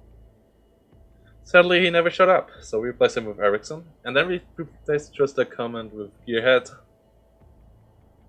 which is an American for an European. So yeah, more overall, plus one American in the group. So yeah. I think one, yeah. But yeah. Let's see. Iadris, the French player, on the right against Jack, the American player, on the left side. It's also interesting to see that all the Americans showed up late. And, like, some of them too late. Like, Gearhead was literally signing up 2 minutes after the 48th sign-up. So he, like, and he told me he was... On the first day of announcement of the Illusion League, he was telling himself, yeah, we'll sign up, and then he forgot about it, and then he realized it too late, like 2 minutes too late. But, I mean, he made it in the end, so I guess overall it's still fine. And yeah, here we go. And yeah, I'm wondering why we had so little viewers today. And then I realized, oh no, yeah, guys. Welcome, HD Gaming is streaming at Wednesdays nights. That's why I didn't stream the last weeks. That is heavy competition.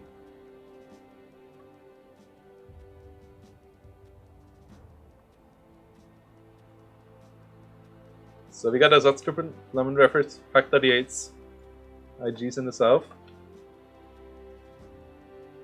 Yeah, it's a tough map actually on the south because you don't... Like, well, it's a weird for both sides, but you at least have this road down here. Though I guess, like, yeah, both don't have the perfect reinforcement roads in the south. I think they rebalanced this map, right? Wasn't this road going in here previously, or it was like somewhere there was a road, right? Am I? Oh no, it was the north.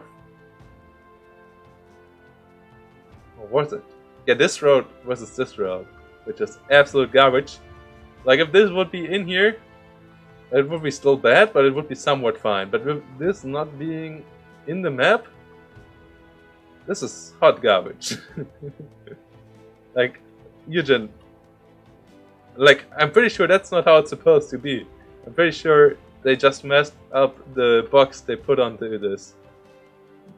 And now it's really hard to adjust, like, just putting it 1 millimeter to the north. But it, or like, but yeah, I guess, like, yeah, throwing this 1 millimeter to the south. And yeah, nobody saw this engine, nobody else outside of Eugen ever modeled with this thing, so we don't know how hard it actually is. But yeah, this map, yeah, this really is not the point. Yeah, because in the south, yeah, right, this one is a little bit annoying to get to this, but it's okay-ish. Like, it's a bit weird that all the red points are so much closer to the front line than the blue ones. But yeah, really, that he also loses the north is what kills this for the red player. Which makes it real hard to project.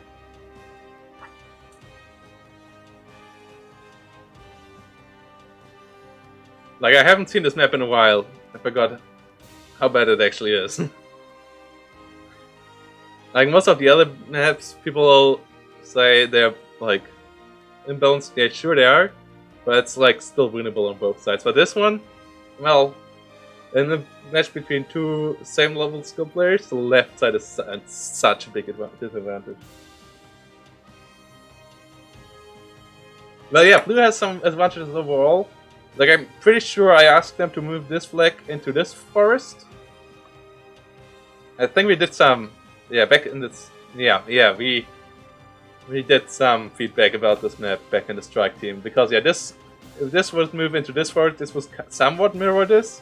Like this would be still in a better defensible position, but no, actually not, because you cannot shoot from downhill too easily in here. Whilst you can cover this forest from over here. So this would be a good thing for the red player. I mean, he still would have this flag close, so if the enemy pushes in here, he still gets 2 flags. And then maybe just pushing this one into the end of the village would be another thing. Like, I mean, it will still, like, I get that they kind of want to make the flags onto important points. But that would still be the case with this flag moving into the street. And, I mean, that would still be the case from this forest into this forest.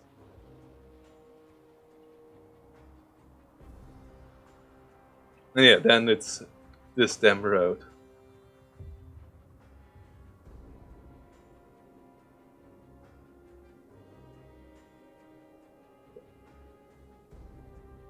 I mean, I don't think all maps have to be balanced. We have enough maps for the ladder pool. So that's still a bit of a shame. It isn't fully balanced. And yeah, do they actually drive around the corner? No, they don't, right? Yeah, they go over the grass and then they make a full stop. Like, grass is basically a full stop. A corner is like a hard brake, but grass is a full stop and then a full acceleration again. So this leaves you so much further behind than if it would be a new map. Because, I mean, the enemy has to go around the corner as well here. He goes over this way.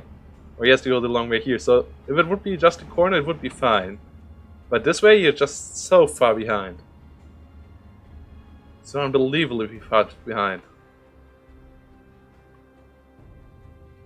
In the south, it's kind of okay-ish. Because both sides have a relatively rough way into it. Though, yeah, this road is quite a bit better than this road. But at least, as a red player, you get easier into this forest, somewhat. And if you get out of this forest, you can shut down the road. But, yeah. You have to win this. Like, basically, the way to win this map is to win this area as red. And try not to lose heavily in the north. Because if you can shut down the reinforcements over here, this is a good map. Like, I like the overall idea of the map. Just the flag placement is fully done, and then it's like issues like this. The overall design of the map I absolutely like.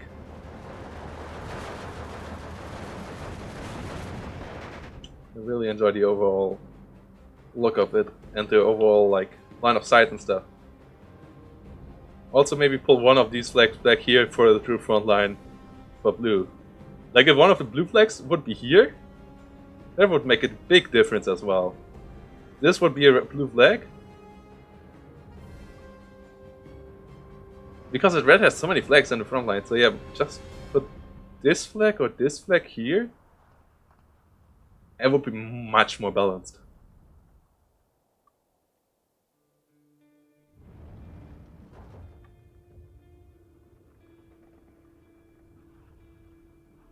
Because then as a red player, you can actually think about, do I save my flag over here in the village? Or do I just go for this one? And blue has to do the same thought.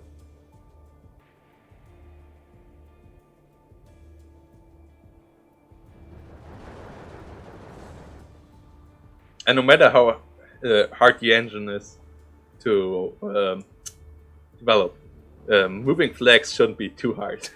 So yeah, I guess that's what we're talking about. But well, let's stop it, guys. Let's jump into the game. Iadris doing a solid push, getting into the city over here. Jack capturing the forest in the north in force. A lot of units in there. Some Streliki DP.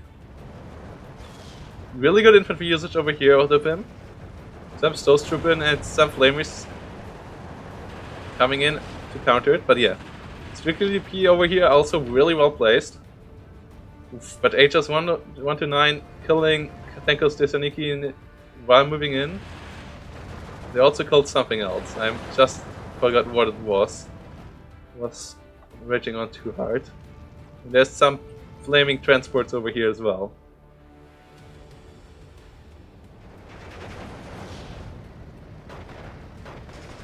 It's both for Vanguard, by the way, guys, so it's a really aggressive matchup. Panzer B2Fs coming in.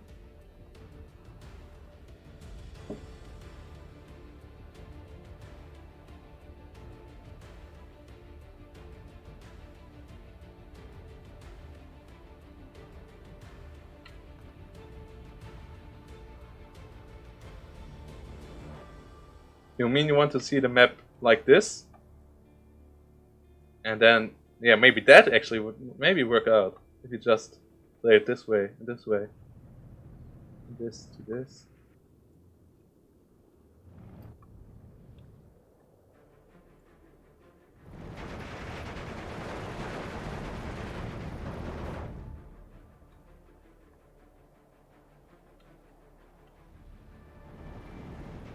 Grenadiers engaging Cholikis over here.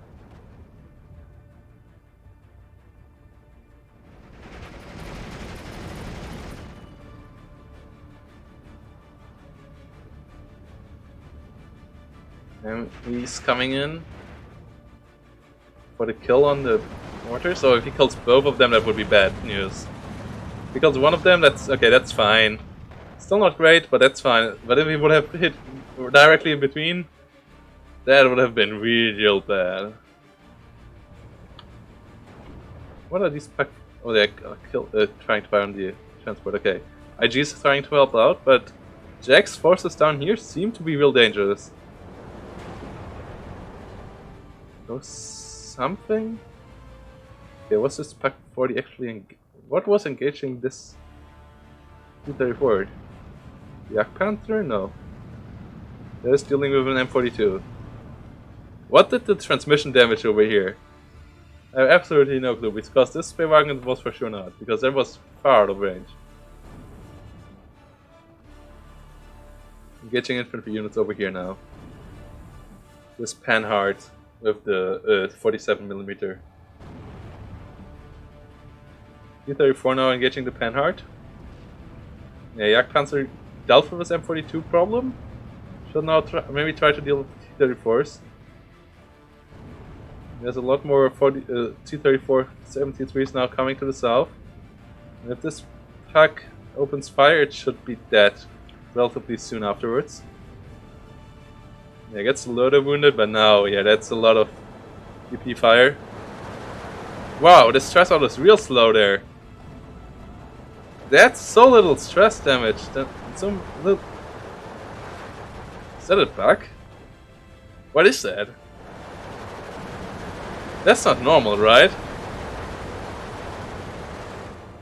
Is it always that low? Don't AT guns usually get more stress damage? Okay, it still gets all its kills. Oh, it's only... Oh, no, okay, but still, that's 5 DPs. Okay, they killed the kill in the end, but yeah, that's still a lot of T-34s dying, so that's unlucky there, because that was Jack's push power there. Now there's the HS again, and then all the Speerwagen can pin down all the infantry units over here. Maybe allow the Grenadiers to come back. Well, I guess this Trolley KDP will just get out of there, but this IG is in such a good spot. Such a supreme position. Oh. Okay, the kill on the HS here with the Yak-9T hurts as well. Tries to get out of there. I feel like gets the kill though.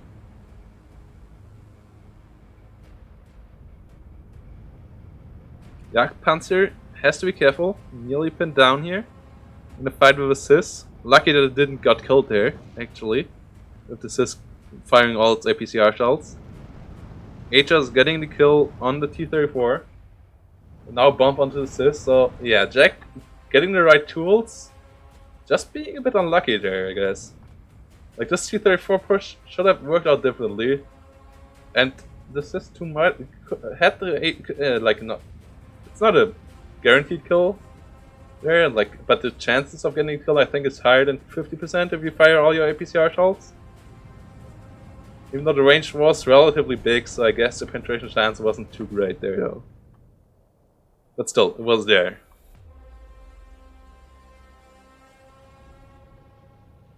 More B2s coming in. They're great against infantry.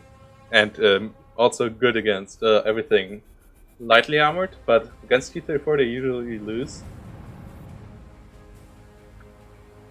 Though there are those sweet situations where they pin out something like a T-34 first, and then they get like a side shot when it falls back or something.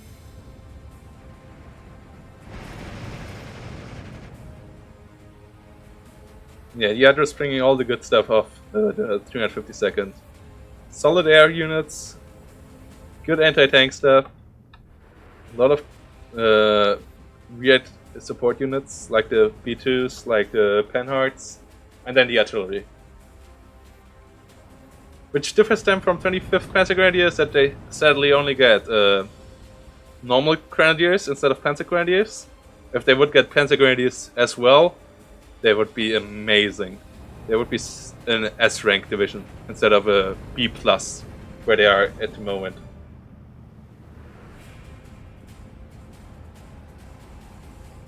Like they're solid in nearly every matchup, they're pretty good on nearly every map, but they're not great anywhere. They're one of the few maps that deal relatively well with IS-2s, due to Pak-43s and Jagdpanzers. But still, they're not. Yeah. Grenadiers are just like their infantry tab for an infantry division. Yeah.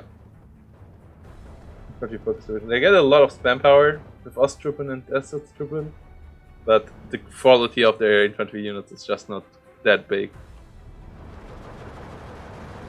Like feeling engaging infantry in the open, well used there by iadris.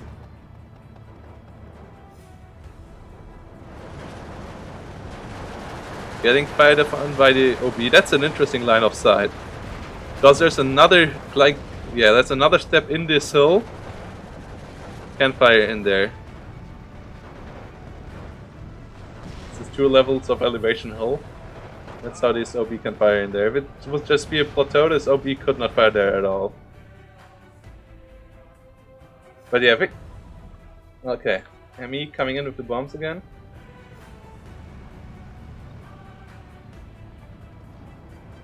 Tanko's getting killed.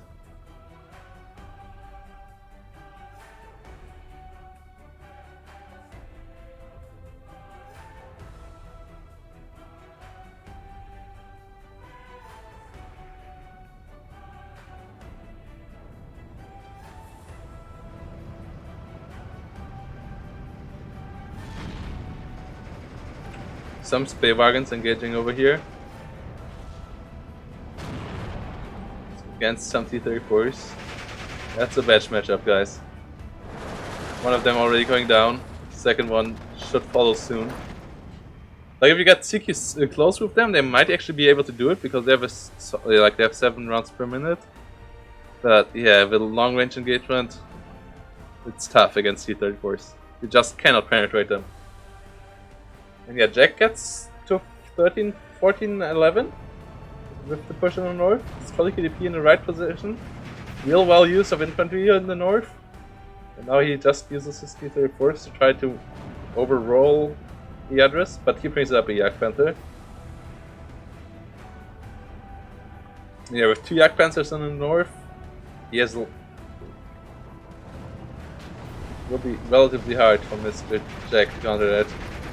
Goes for the Hail Mary engagement in the north, hoping that iadris doesn't realize that there's a lot of anti-tank grenades running into his direction. But actually, okay, the Sis finally gets its revenge after getting shot at by the Jagdpanzer earlier. Gets the side shot there, I think. Yeah, gets the side shots, gets the kill. So that's 1 Jagdpanzer down. A lot of Storm Pioneers and Volksdeutsche coming in. So yeah, I'm just trying to get the north after losing the south after losing the north.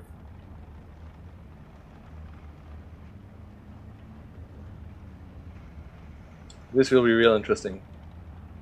Storm Pioneers. This should work out for him, at least till he gets out of the forest. Then he has to bring in something else, like either his artillery plate to support it, which he already starts against the infantry, but he needs to pin down the tank as well, Or more armored forces, and I guess he goes. No, he brings those in the north. Okay, thought he would go for a mix of both, but yeah, yeah.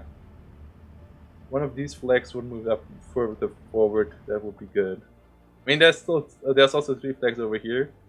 But yeah, somewhere there's a flag misplaced for blue at the beginning. Maybe this flag here. This flag from here to here. That could work out. Because these 3 flags here are actually mirrored by these 3 here, so that's fine. But here's a flag too much that it's really terribly hard to capture. Make it a bit easier to move it over here.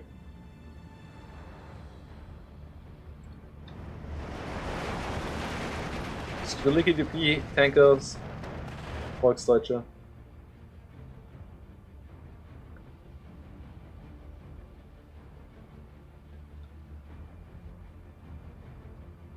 This map is so weird, yeah. The hole in the middle breaks is so like the break in the middle. If you control the middle, it's real good, but it's also like so open from everywhere that you can get shot at in the middle. And then yeah, you have to kind of half your units and hope that your split was the right choice, because it's takes you a relatively long time to bring something over, because there's like, okay, here this vertical road is okay, but over here you have to take the long road to go back. Yeah, it's an interesting map, but I like the base design of it. Just don't like the details. The details are a bit of a sloppy. Iadris back to a 12-12 here. Now using his artillery gunfire.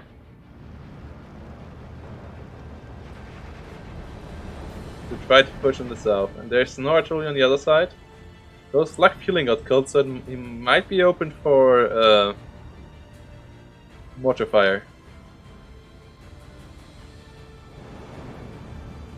Surely KDP killing his Spaywagon with PKS. Jack really did a great job with his infantry push over here. When this Jagdpanzer is in danger. Well, sadly there's nothing that can penetrate it though. This history is still too far away to get anywhere. And yeah, the south is in so much trouble for Jack now. There's a lot of infantry over here. There's just so much stuff around here. His units are so outnumbered and don't have the right positions. Like from the base, like if you only would play it normally for the 4th side, actually I don't think the map would be favored for the right, but actually for the left side of the forests over here, and except this road. This road would be fixed. But yeah, with the flags, the right side is a lot more favored.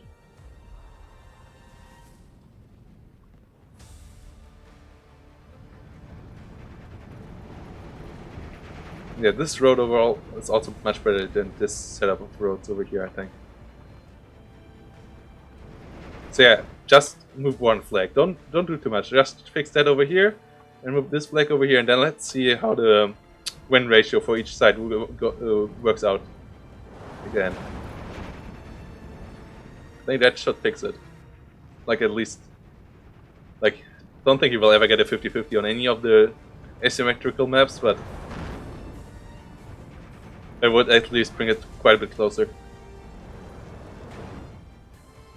And yeah, here Jack surrenders? Well, yeah, I guess, yeah, because, yeah, I mean, yeah, he was in a tough spot against the stuff, but yeah, it was still a bit early to surrender there, maybe. But yeah, iadris pushing the south was looking grim for him. Calling the AA, now bringing also in planes. But yeah, that's game 1. We'll be back with game 2 in a minute. I will not mute myself this time, so I don't have the problem.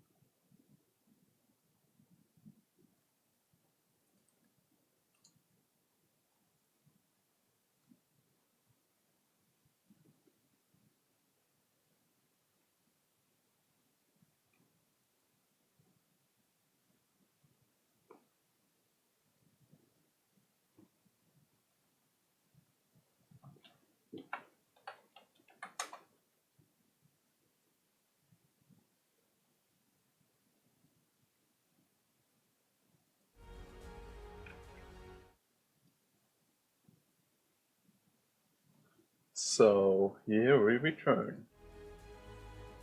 And we got Trooper.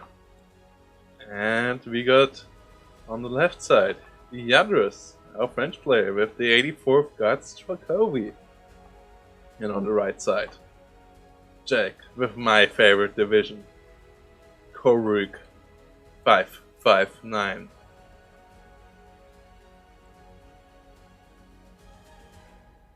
And the add-on group, a really interesting matchup, guys. Especially with both choosing Vanguard.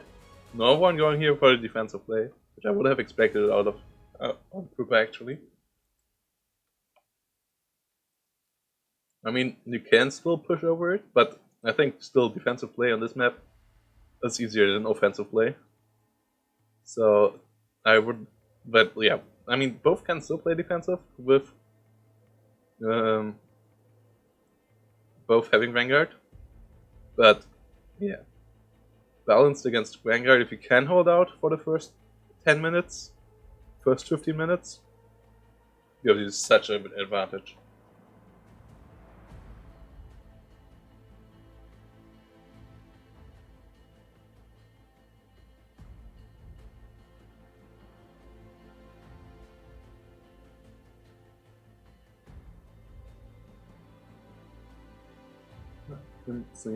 Major system. Oh god, guys, I have such an earworm. Such a good song. I sadly cannot make it tune it on, otherwise get copyright strike our video here. But yeah, Major System Arrow by, oh, let me have a look. The band. It's British rock band with a female singer.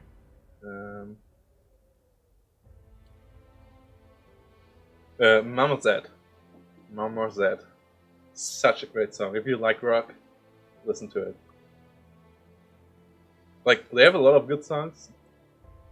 Or like some really good songs, but that's the best from them for me for now.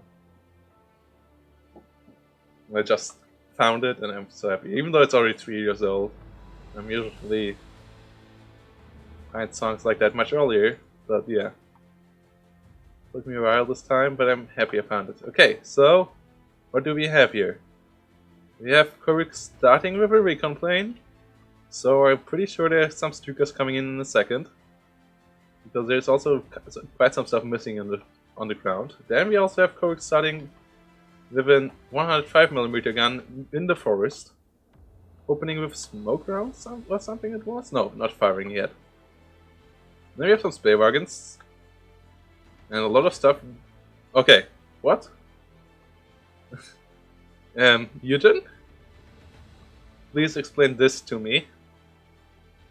Why do you... Okay. Okay, I guess that's just a pathfinding issue there. I guess you somewhat clicked in the... I guess you clicked in the river. And with the river being... actually, let me turn on water textures. That's... Where's... custom water. Right. Okay. No, we still don't have water? Okay. I guess they just turn it off then? That's annoying. But yeah, I guess if you click into the river, somewhere it just puts you on the... Okay. Don't get it. It just puts you on the other side, like somewhat how you, when you try to unload into forest directly, it puts you somewhere on the forest. And then he tries to go aggressive over the middle and over the north. Okay, so a bit more defensive setup, but not really in the south. On the other side, we want to cross the south. So the defensive setup of Jack might work out there. There's a T-34 there, and the rest is defensive. So let's see how the defensive setup works out. As he has PTRS coming in, and they should be faster than the Panzerbüchsen out of Jack. So they might get the kill there. Interesting also to see him using the Fucker Wolf in the JU in the south. When his most aggressive push, I think, is in the north. Like, I would like to see it in the north instead. Okay, smoke rounds there coming out, I guess. Pretty sure that should be smoke rounds, or it's just to unload. We'll see. Jack not using his 105mm. We brought in too early. Bit of a missed opportunity there. So I guess the aim time on this thing is pretty long, but I think he still could have unloaded some trucks. Maybe he has it on counter battery. We'll see in a second then, if that is the case. PTRS gets unloaded together with all the Ognos. Still, nope, doesn't get killed on the Shupos. Neither gets the M42. Lucky Shupos there. A lot more stuff coming in. Yeah, the smoke rounds here. And now the the 105mm opens fire. J87 gets out. The Yak-1B tries to catch it. But that shouldn't be able to. Where is it? That would be unlucky. No. Panzerbuchsen somehow survived against okay, that's interesting. But still, iadris is there in time to save the town. iadris trying to get back into the south. SD-34 gun jammed one of the Austrian Speerwagens there. Kills the second one. So that makes the T-34 the king of the south here. Should be able to help out to win the fight here. A lot of smoke usage out of iadris as well. Not the best one though. And these automatic were weirdly used as well. They cannot just push forward in Season 2 with 100 meter range units. Gets the kill on the fucking wolf here. On the recon plane. Ford gets out. Tries to push on over the middle, but yeah, that doesn't work out. And these Agnos are in for a bad time. Uses the smoke now though. Okay, so that might save them. Yeah, T-34 is still bullying in the south, but the Shupos plus the 105mm doing a good job here. Really good usage out of the 105mm.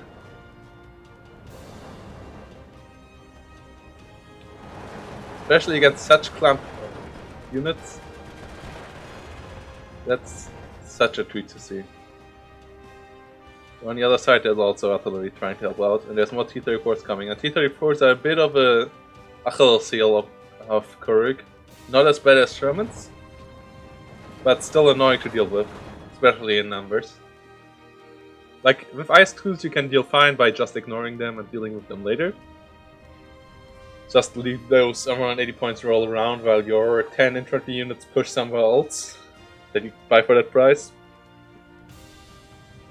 Or your actually 17 infantry units rolling around. No, 12 infantry units. 12, because it costs 15 points. Well, I guess if you go for Shupos, it's 18. Shumas. But yeah. So that's not the way you use Shupos. Even against Guardias, just moving Shupos over the open doesn't work out too well. Usually Shupos are your meat grinder, and like they're pretty solid as defensive infantry. But moving forward, you only do if you have something to help them out with firepower wise. Like they're your meat shield in front of the firepower, like the Speerwagen or the Ju-87. Oh, nice cylinder! Finally it got allowed by Mr. Twitch. Twitch finally checked my emote and allowed it. Nice, we finally have the emote. Want to see that spammed in future when we have a Koruk game.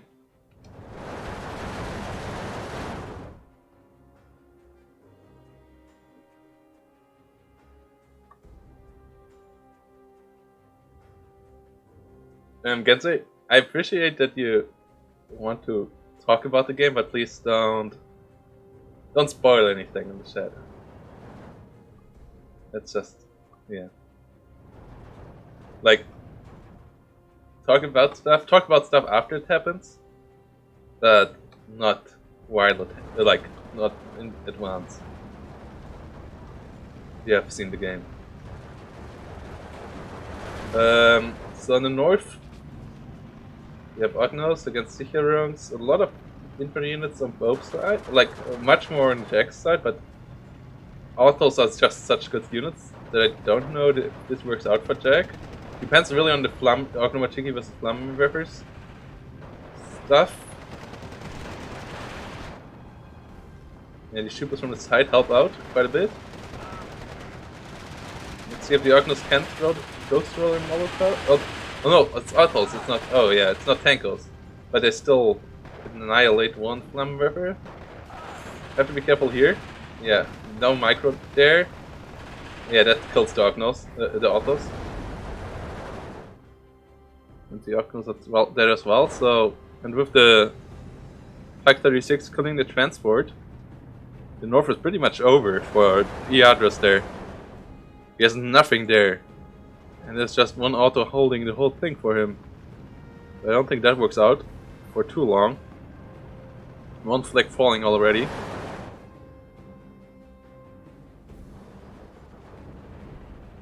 Keeps it pushing in the south.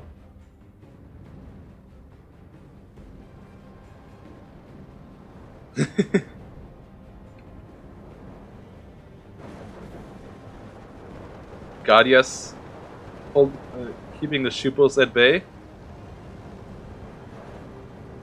And yeah, that, I mean, you don't really even have to do that against an IS-2 with JD-87. But actually be careful with this JD-87, you don't want to lose any of them.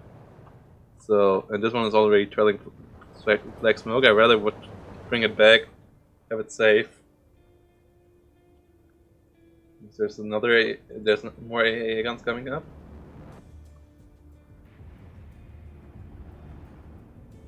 Because you really need them against. But yeah, now the north wholly collapsing. The Automachiki at least are still alive, so they might actually get some cheeky kills and stuff here. But yeah, this is bad news. Jack now at 1410. Iadris now having a solid setup in the south. Vincent, the first one went for Iadris. Was a brilliant, yeah, using the map relatively well and then using his mass power of 350 seconds. And here we go with Jag versus Iadris in game number 2 on Krupa with my lovely Korik versus Iadris 84th. So another game where we see 84th. Really interesting to see that they're not getting banned as much as I expected. Like, I wonder what the third ban is. Like, I guess 26 and third guards OP are the standard bans. Or maybe it's always like 84 nearly always gets banned, and when it doesn't get banned, it gets played. Maybe that's it. Like, we always see it when they cannot get banned. Or maybe I'm just, like, yeah, just ranking them too high.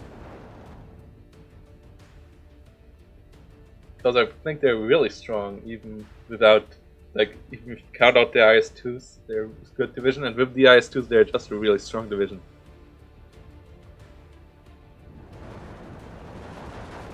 One plane going down over here. So Karuk has expandable planes. Artillery over here getting counter batteries. Down to 3 men. IS-2 doing his job, slowly but surely grinding away.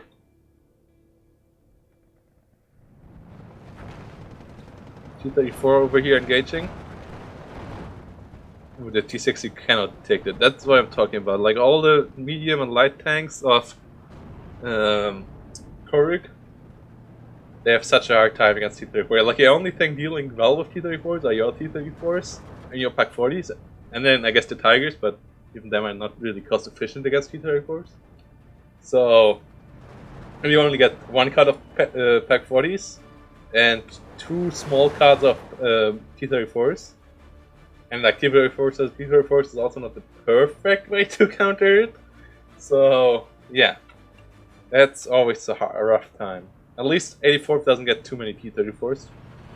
So, that's at least something.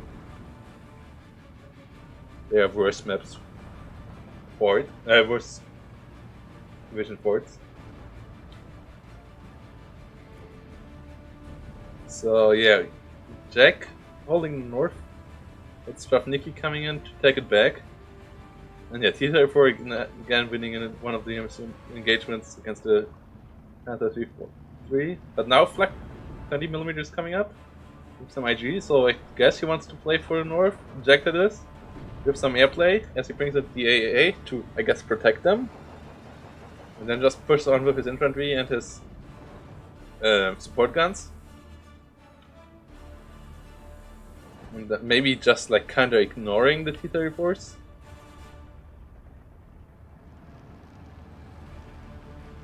Back to 1311. So yeah, it's still kind of a grind in the middle. Would love to see some movement out of this IS-2. Because if we leave those things standing there forever, at some point your enemy will find a way to deal with them.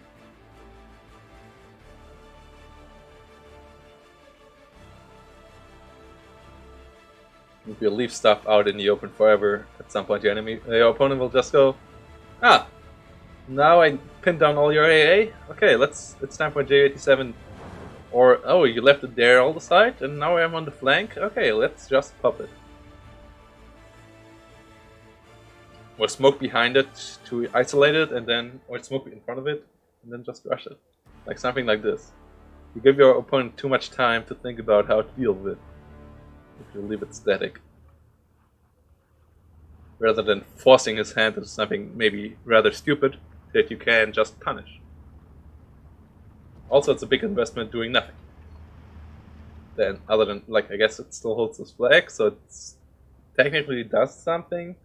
But yeah, can't do that with one T-34 pretty much with 84th. Don't need an IS-2 for that.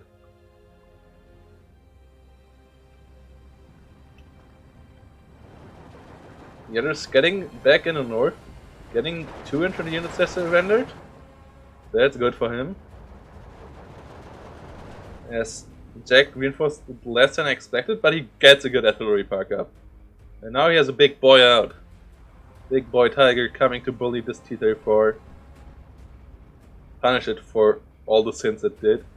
Killing all the units of Mr. Jack, because a lot of stuff died to this T-34 thing.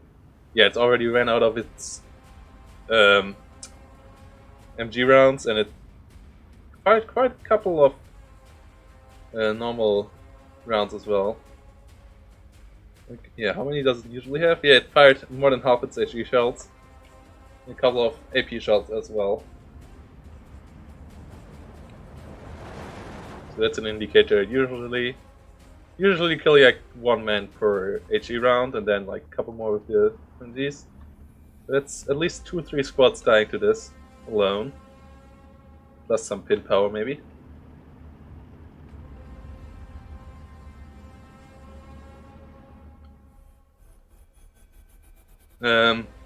I think 9th Cavalry. Though, I don't know who has the better AA tab of those two. Doesn't one of them have a really poor AA tab? I just forgot who. Is it 9th Cavalry that has a really poor AA tab? Then it's Turina. Those two decks really swim in each other. I just don't know that 9th is the better deck overall. Okay, then it's 9th. Then it's 9th for sure. 9th works much better against Kuruk than Turina. Okay. So T-34 again bullying light tanks. Let's see if Papa Tiger comes around the corner finally to bully back. No, it actually well moved there by Iadris. Getting it to a good spot where the Tiger can engage it real hard. Like the Tiger has to go all the way up here. Whoa, what is this movement? So that's an attack move forward, a rear backwards, attack move forward, rear backwards, attack move forward. I will have to ask, no, that's one of your tricks? And then, if not, I will have to ask Jack, why did he do that? What is the point of this?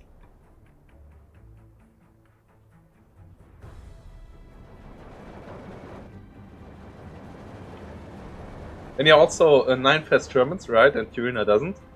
And Shermans are like T-34s are already good. Yeah, like as you can see here in bullying Kuruk, but Shermans are even better because they're even harder to penetrate, and the gun difference doesn't make a difference because both penetrate everything medium armored out of light armored and they have the better aim time and they have a 50 cal.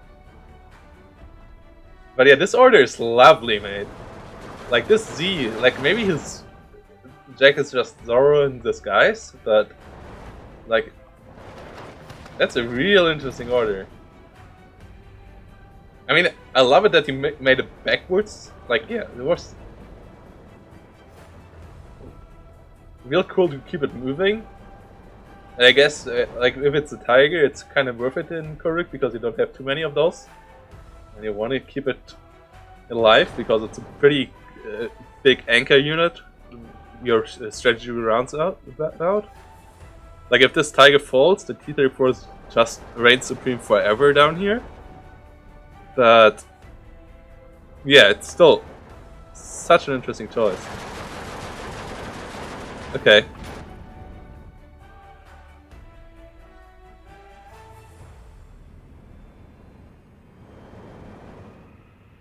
Sadly, I think Nulla doesn't watch us anymore. So he hasn't answered us if it's his strategy or not. But yeah. Damn, I forgot to make a screenshot of this actually. Does he make it again? No. That was screenshot worthy, but I will ask him about this interesting movement. And what his idea was. Like, I kinda get it. Keep it moving. Never show its rear armor. Like, yeah. But the way he did it was like so systematic that there must be a bit more thought behind that. And yeah, we really need more thought in Steel Division 2 play and Steel Division 2 development of the meta of the gameplay. Like, it's a lot of good players mechanically wise out there, and there's a lot of different ideas, but we have to consolidate them more and to get a real good meta, to get a real good professional, like not professional but like competitive scene. Maybe at some day professional, but that's a long shot, guys. That's a long shot. $210 price pool doesn't get you that far yet. Rocks capturing the flag back, so it's back to a 12-12, I guess. As they they capture the flag back to a 12-12.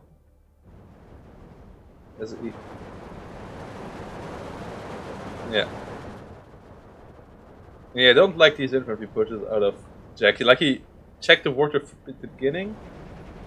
Like, maybe if he follows it up with artillery, he starts to win the artillery fight now though. Lost one artillery gun, but yeah, now he should win the artillery fight against the 76mm mortar. But on the other side, 120mm, 22mm, they hurt. And if they hit your 105mm directly, it's just toast.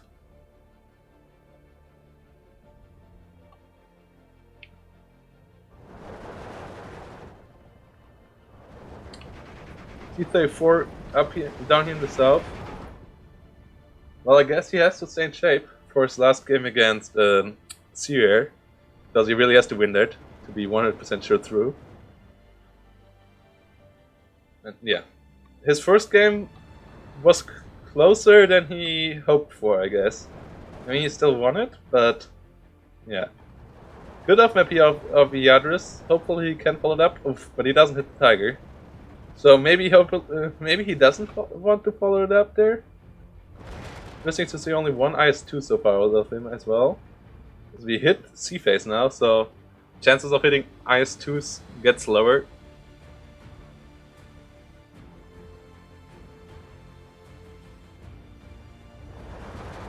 It says 3-gun down here, has to be careful.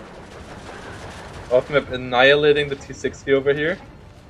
Which, by the way, is a good tank. Kinda like the P2s. Much better than actually the T-70. Because the T-70 doesn't kill anything, while T-60 does kill, like, cannot fight against tanks, sure.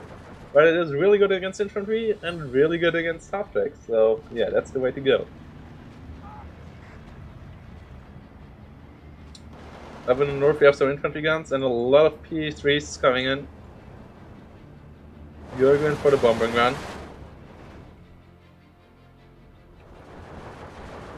Infantry fight in the south doesn't go too well for iadris, as Grenadiers and Runner Pioneers win the fight against the Automachiki. So Perry's coming in now though, trying to get across the bridge. Wasn't another of them.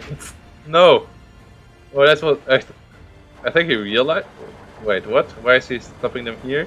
Did he realize he misplaced it? And is it? Yeah, okay. Interesting. Jack firing on the bridge preemptively, trying to prevent anything from going over it. Because he doesn't want, like, really good play there. Preventing anyone with off map from getting over it.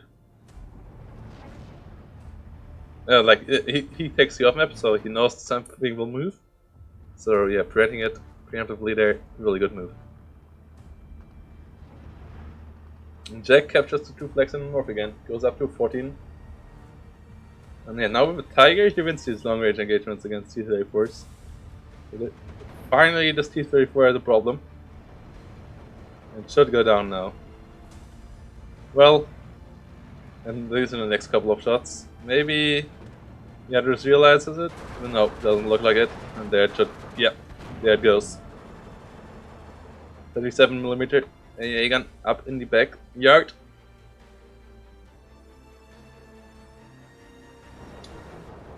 T-34s in the south doing a good job still. Yeah, iadris misplacing his off map a bit there, which is a biggie. If you would have placed it correctly and followed it up, these Saperis actually would have maybe worked out. This way they just get annihilated. At least one of them got across, but yeah. And not seeing more IS-2s of an IS-2 division is a weird thing. Like an IS-2 up on this hill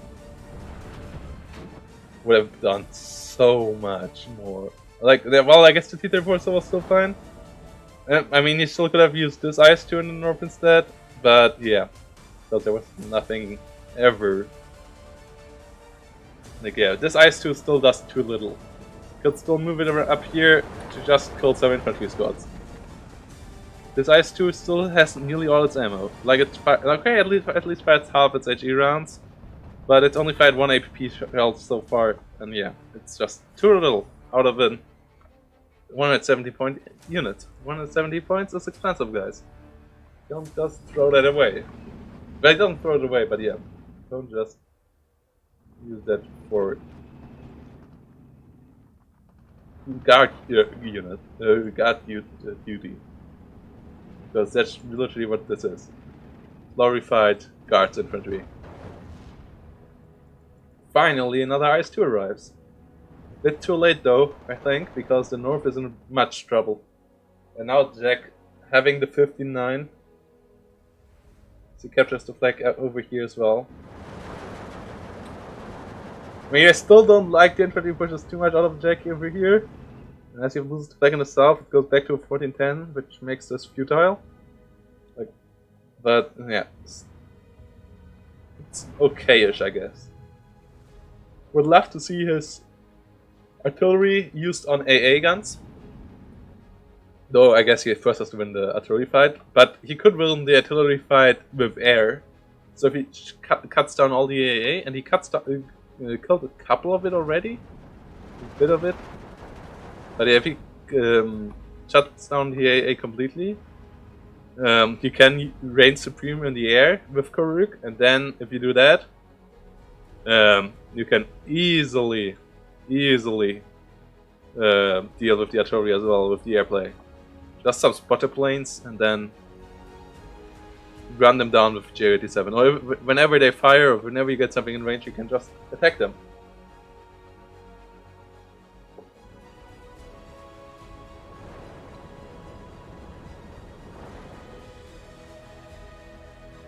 Some LVF Grenadiers engaging over here.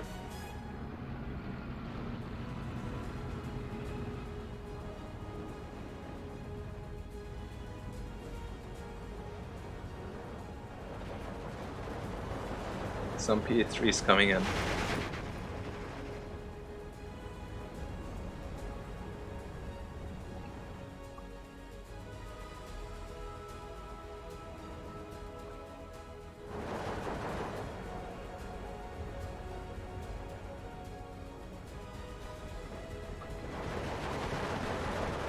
As the Shupos finally killing the Grenadiers, it's a Paris.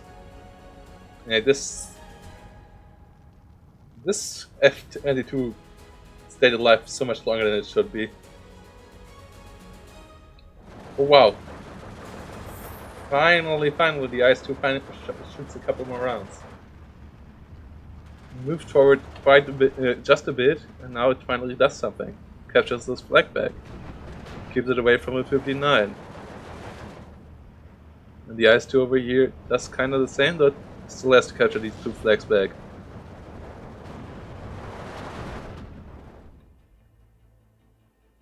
F-22 finally goes down, but we are down to only 3 artillery guns on the other side as well.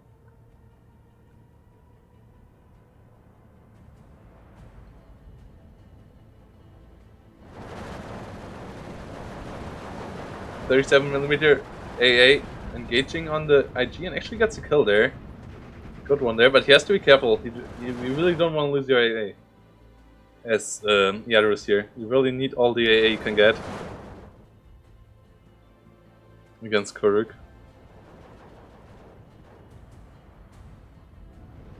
Still keeps the line pretty well in itself, and yet in the overall long time infantry fights, Kuruk should lose. So maybe with the numbers, like at least cost efficiency wise, number efficient wise, they might win. And Jack brings 2 more 105mm artillery guns in. It should allow him to finally secure the artillery play for sure. And yeah, I would love to see him firing on A guns. So he at least killed this A gun with tanks, so doesn't need that to do that anymore. And he also has 2 more IGs. Yeah, now is the time to push here. Now you have all the infantry, infantry support you need. Now pushing is so much easier. And yeah, could have waited for this moment previously already. Jack fight, Jack still on the 1311 as the iadris tries to get back into the north. Moving forward with the IS-2, has to be careful though, as there's stuff engaging it, like this with these 2 guns for example, and if they crit it, then the Tiger can come around. It's really about the crits here, not about the kill.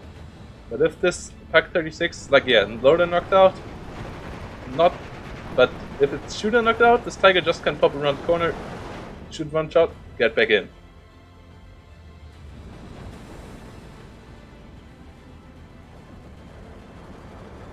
The iadris PA3 is coming back in. It's interesting to see that it's not the Kuruk player actually with the air power here. So I guess it's a bit more easily to use it defensively over here. But yeah. And yeah, without the artillery killing off the amount of AA, guess it's fine. Artillery now engaging artillery again, I guess? No. That's engaging the south, and the other ones are out of ammunition. As this Mautiel is just out of position over here, as I guess they both did fall back at some point. Did fall back. Another multi-ammunition with ammunition over here. Jack not unloading, that's not using these artillery guns. They could be so helpful. Transmission damage against the IS-2. As it's falling back, the Tiger coming out to engage it.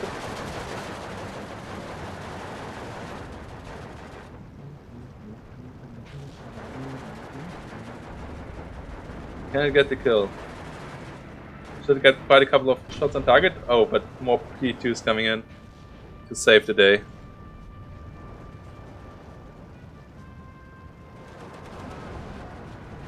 They actually don't hit, but the IL-2 hits. IL-2 forcing back the Tiger, and now if the IS-2 stops falling back, might actually get the kill there.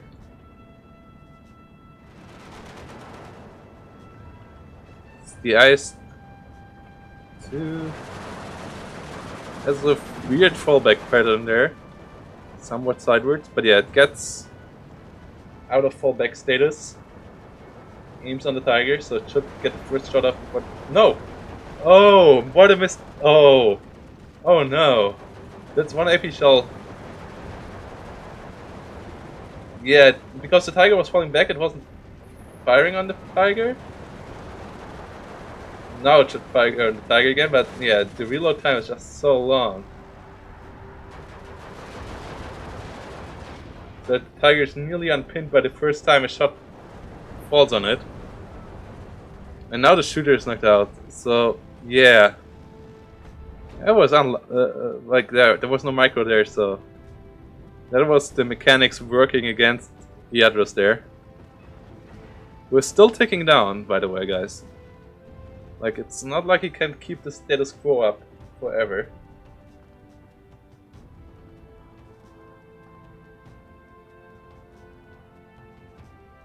Might get the kill here on the plane.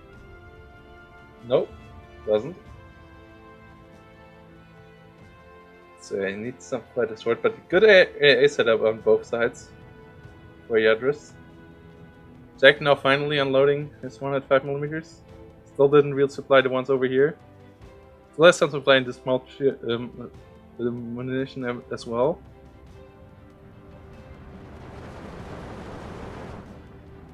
But yeah, he keeps the 2 points, and yeah, iadris keeps on throwing stuff.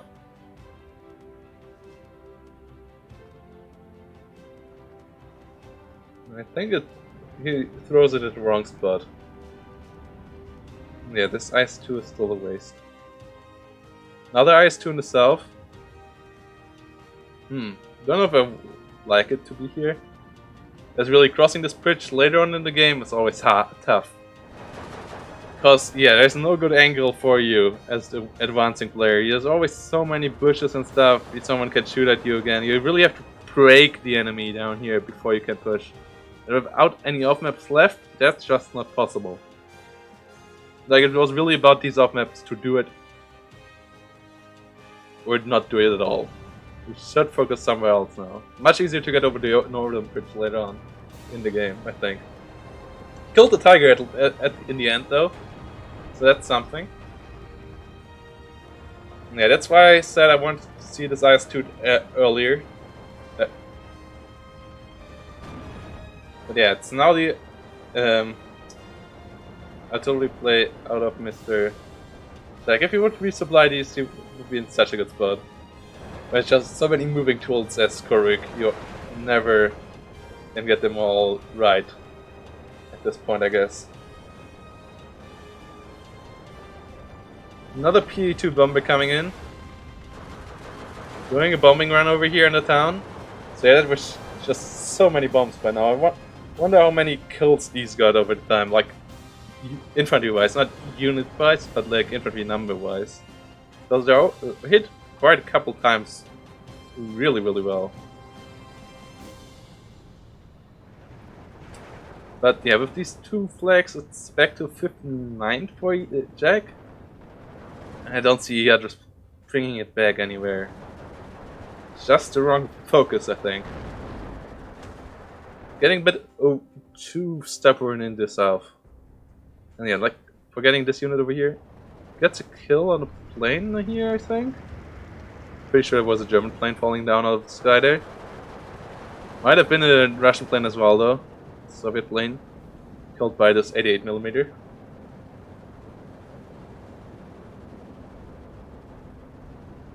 P3 coming in. Getting its bombing run off here. Killing one infantry gun. But the setup here is really, really good for holding this flag. And yeah, Jack just grinding its way over the river here. Always having enough fire up, and you cannot really have the fire support over the river down here. Like, only spot you can get something in is like here, but due to the light forest, it's not as good as the one in the north. Like, there's a bit of light forest in the north as well, but not too much to prevent it. Like all this can fire, like from all these spots here, you can get fire support over here. Here. And then overall the bridge in the north is just so much easier. Because it's also so much more open. I mean, you still have these tree lines, but you can cover them up with stuff. And now iadris brings in artillery when he has just 1 minute on the clock, so I guess yeah, that was just desperation because he was out of stuff in the deck. And yeah, even though the kill numbers on both sides are relatively low in the end for such a long game, I guess iadris' deck was just not deep enough, and then it was just the wrong focus, as it was just like super even kill numbers here. But yeah, Jack just winning at the right spots, and iadris not doing the same. And that's what ends up, and it brings us to a position where both tie the games here. iadris taking the first one and Jack taking the second one. So really good to see that our replacement here has the capabilities of keeping it up. And yeah, with that we are over midnight, and that was the goal for today. And that means I will go to sleep now. And I wish you all a good night or a good day if you're in the US, and or good evening. And yeah, hope to see you all in future streams. And yeah, for all of you guys who've seen this on YouTube, wish you a good day as well. Check out the live stream over at Twitch. And yeah, with that, I say goodbye.